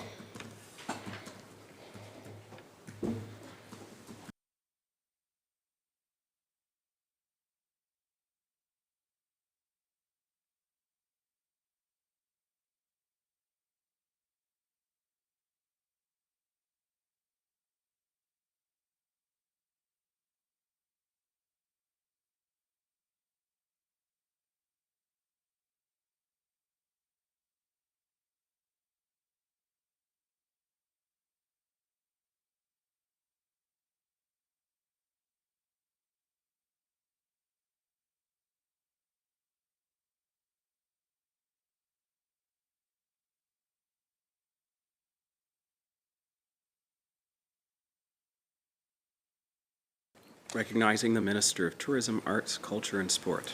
Thank you, Honourable Chair. I would encourage the member to look to the ministry website. We've got the World Cup report of as of April last year. There will be another fuller report coming out. I don't have the timeline, but soon with updated numbers. I think it's important to also note that the City of Vancouver has its own process. They are the host city. We're supporting them, but their costs and their decisions around expenditures are theirs alone. But certainly on our numbers, if the member wants the most up-to-date list of numbers, I should be able to provide that for him. In May. Okay, the next public reporting date with all the locked-in numbers will be in May. Recognizing the member for Surrey North. Okay, thank you. I figured it out, but I can't find that. I'll wait for that. Okay. Given that BC taxpayers are footing this bill, will the Minister disclose exactly how much FIFA is contributing, if anything, to these upgrades?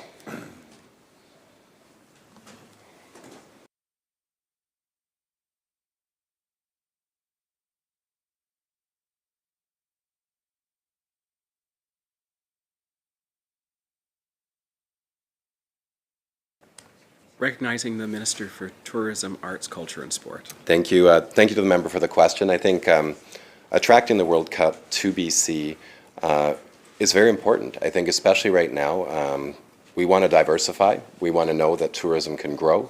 We want people to also enjoy a great game.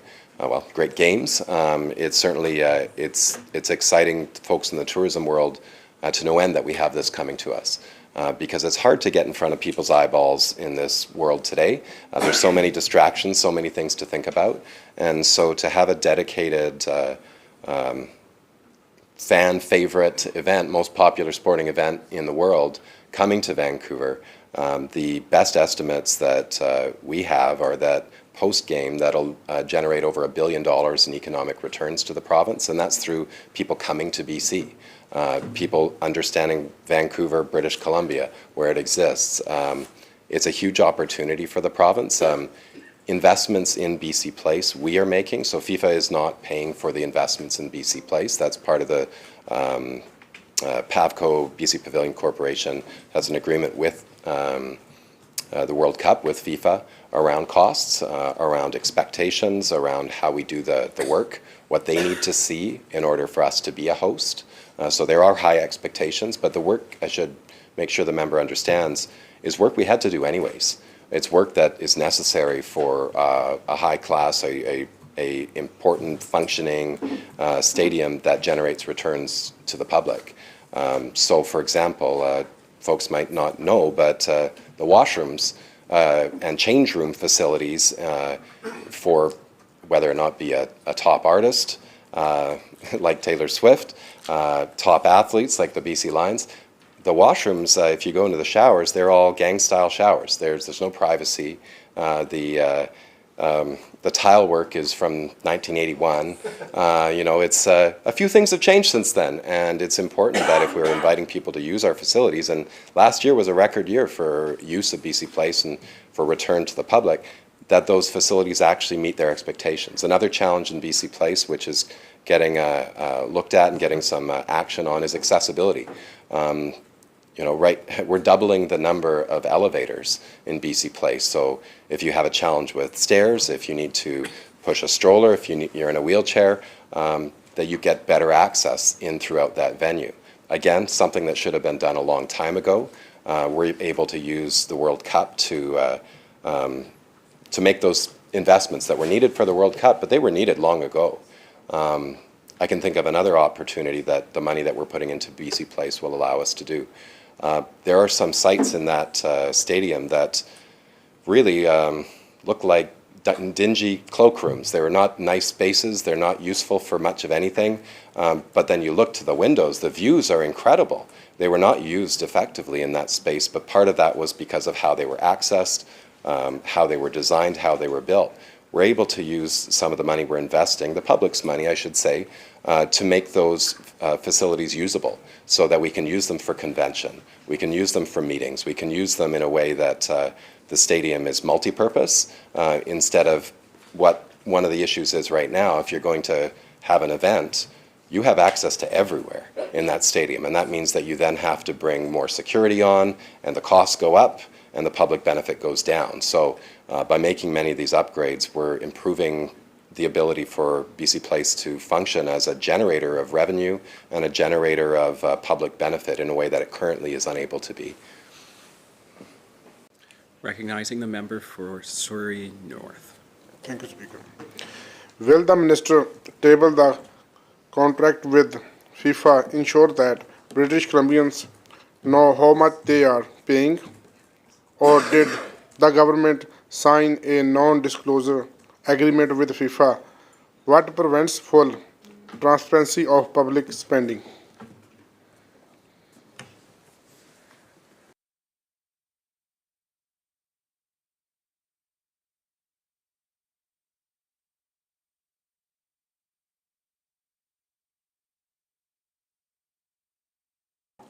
Recognizing the Minister for Tourism, Arts, Culture and Sport. Thank you.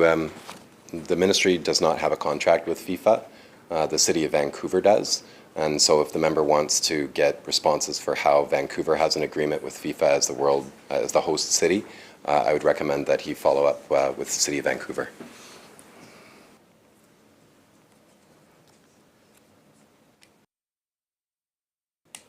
Recognizing the member for Surrey North. Thank you, Speaker. You talked about PABCO, right? PABCO service report stated that venue upgrades include critical renovation which are required to attract the world's best sports, music and event. Can the Minister explain what the upgrades are the stadium and how are required to attract these events?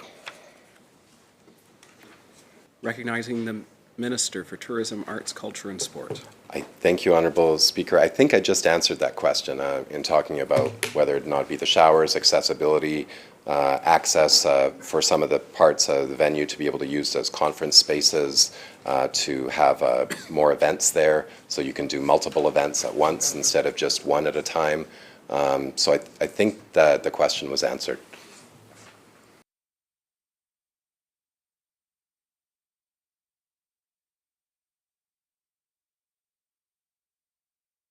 Recognizing the member for Surrey North.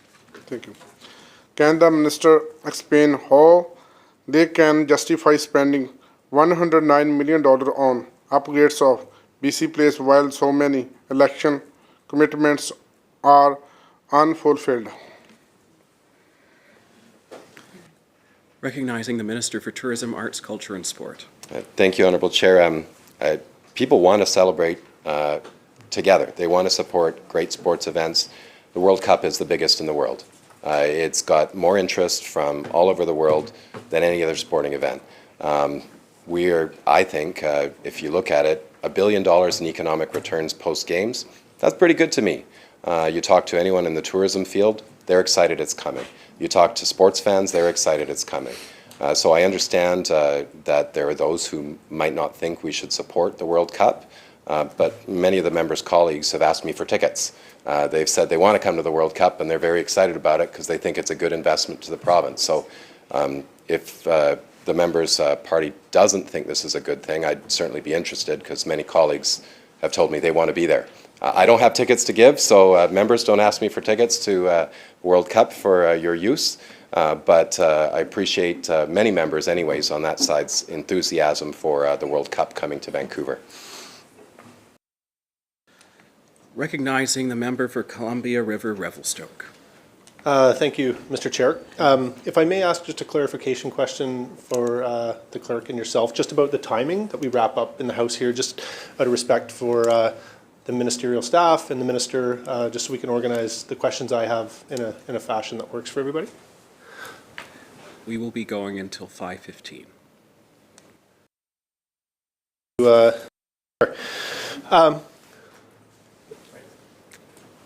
Recognizing the member for Columbia River Revelstoke. Thank you, Mr. Chair. I appreciate the minister's answers so far to the questions. I'm going to shift gears a little bit and talk about resort municipalities. Obviously 14 resort municipalities in the province, 5 of which are in my riding of Columbia River Revelstoke. So we have some clarification just around some of these issues.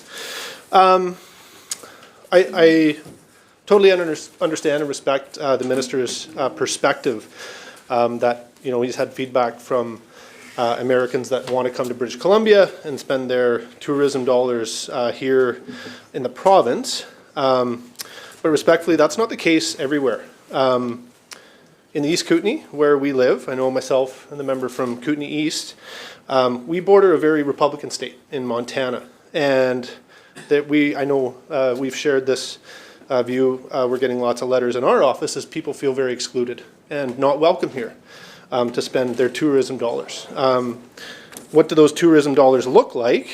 According to Kootenay Rockies Tourism from 2023, 57,000 U.S. visitors came to the region in the Kootenays. And U.S. visitors spent about $100 million in the region. Just to put that in perspective, you know, if you're going to do a bighorn, a Rocky Mountain sheep hunt in the Rocky Mountains, it's about $30,000 a person. So obviously, you know, American tourists not feeling welcome from Republican states is a big problem for us in the East Kootenays. So my question, just as I get started here to the minister, is how do they plan to make up for tens of millions, if not hundreds of millions of lost revenue from American visitors?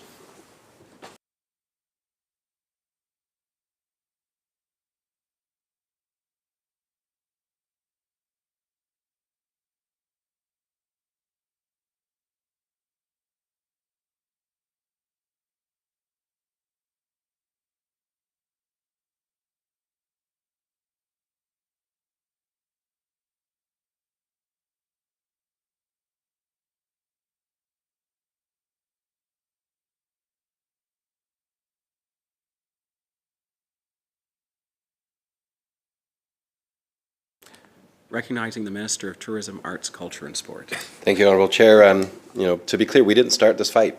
We don't want this fight. We support strong American tourism to BC. We want them here.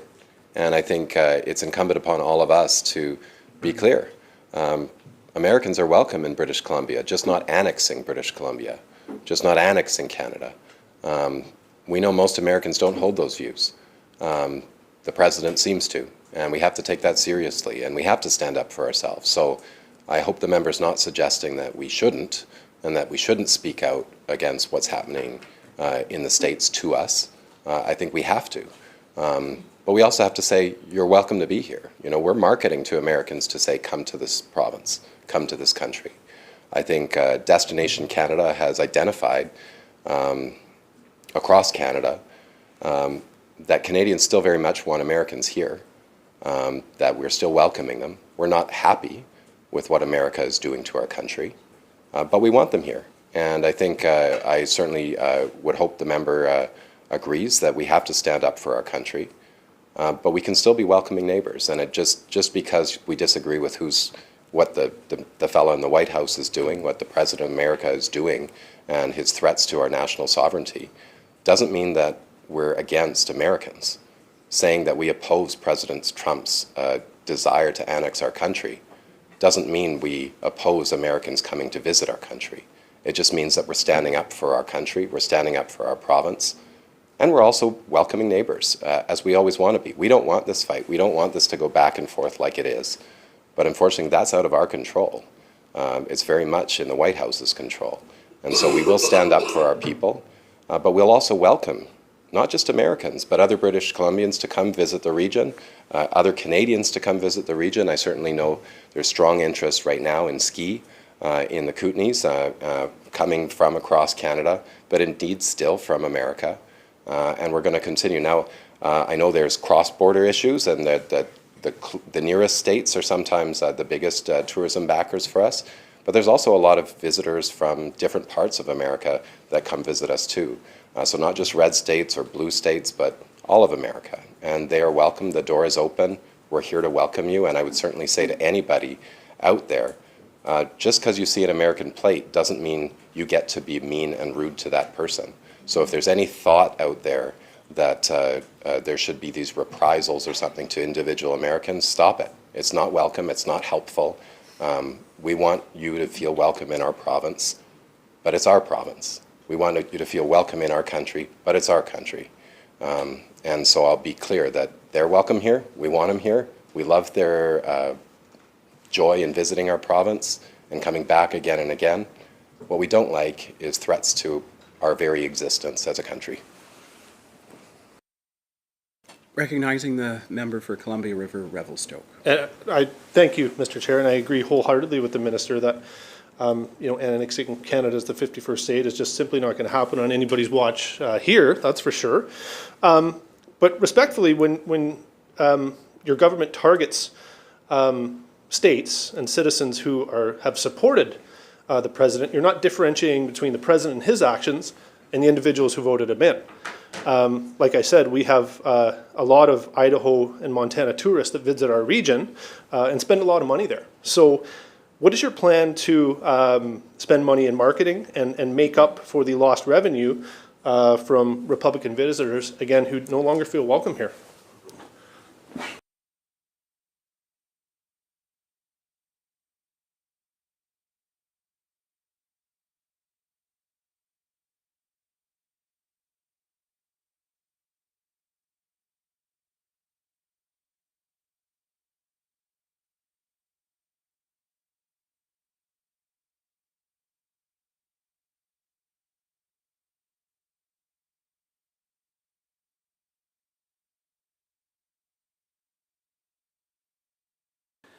Recognizing the Minister of Tourism, Arts, Culture and Sport.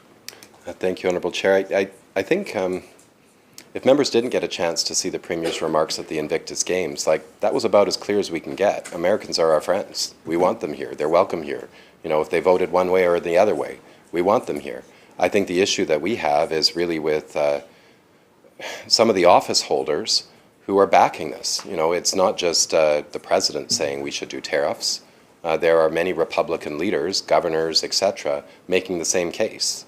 And so, yes, it's elected leaders. They were voted in by somebody. Now, we're not going to go after that somebody. It's the actions of those people, the elected leaders. We want those somebodies who voted whatever way they did to feel welcome here. And I think the Premier was very clear at the Invictus Games and many times since that the Americans are our friends. And that's in Montana, that's in Idaho, that's in Washington, Oregon, California, all the way through. We're continuing our marketing efforts to America, no question, as we also do elsewhere across the world and across Canada. You know, that's not going to stop. And so I think the assumption the member's making is that tourism is going to go down in his region. Folks in the region so far to me have said that the bookings are continuing to keep on a pace, that they're continuing to see strong interest. I hope that doesn't come to pace in terms of the assumption that tourism is going to go down because of this threat. Many in the tourism industry have been telling me they think tourism could increase because our dollar is low right now, quite low comparing to American dollar, and many Americans see incredible value in coming here, and I think that will continue. We're welcoming people. I hope we can continue to be those welcoming people despite the threats we're getting from our American neighbors. A reminder to members that questions are to be asked through the chair. Recognizing the member for Columbia River Revelstoke. Thank you, Mr. Chair, and thank you, Minister, for that answer. Shifting gears a little bit to back to resort municipalities specifically, could the Minister please, through you, Mr. Chair, update us here how much tax revenue and net tourism revenue resort municipalities collected this past fiscal year?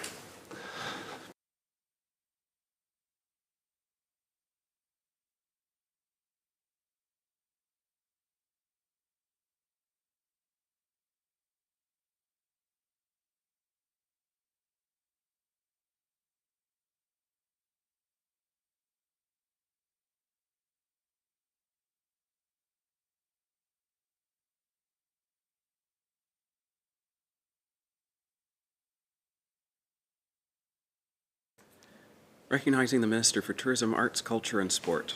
Thank you. I think I don't have the specific numbers the member mentions. Maybe it would help if he explains what he's looking for in a bit of detail, what he's hoping to get from that information, because there's some information out there. Some of that's held in finance. Some of that's still being collated, but I don't have that information to give him today. Recognizing the member for Columbia River Revelstoke. Yeah, thank you, Mr. Chair.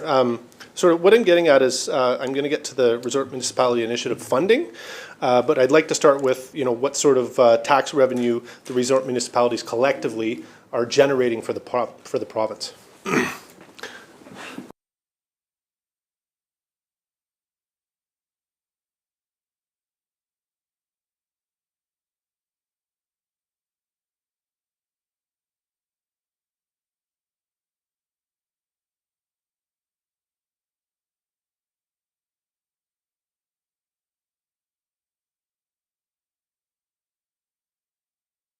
Recognizing the Minister for Tourism, Arts, Culture and Sport. Thank you.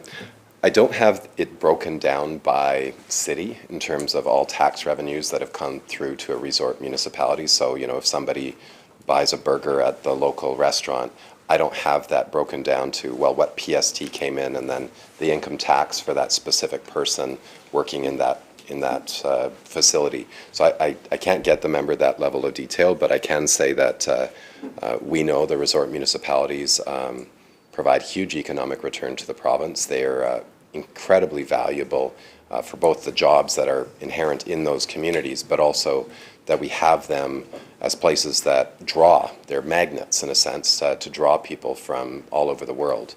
And so I think I'm looking forward. We're working with the mayors of resort municipalities to look at some of the challenges that they're facing in terms of infrastructure, in terms of how they pay for themselves being tourism destinations and jurisdictions. I think I know the issues that some of them have. They look at water, they look at sewage, they look at some of the bills that they're expected to pick up, which their residents are worried about dealing with because they're large costs. And they're large costs which are for tourism, not for the residents in that sense. So, of course, residents are not always happy, but they understand the need to pay for things like water and sewage. I think where some of them draw the line is we shouldn't have to pay so that we can add more hotels or so that we can have more tourists come into our communities. Tourism should pay for itself in that sense, is the argument that I hear them making. So I've had great conversations so far with a number of the mayors around issues of resort municipalities and infrastructure in particular. We're looking at that to try and develop a longer-term strategy so that growth will pay for that growth in a sense, without getting too into the weeds and the details, because those conversations are still going and will be. I certainly support the work the mayors are doing, and I'm excited that we get to play a role in helping them address some of the issues they face so that we can grow tourism in those regions and beyond. I think at this stage I'm getting the nod that I'm supposed to wrap because the time has come, but I'm assuming the critic wants to come and ask some questions in 2 weeks' time. We've done so well. I hope to answer them all today, but I know the member will have more. I can count on that. So I move that the committee rise, report progress, and ask leave to sit again. Members have heard the question. Those in favor? Aye. Those opposed? Motion's carried. Thank you, members. This committee stands adjourned.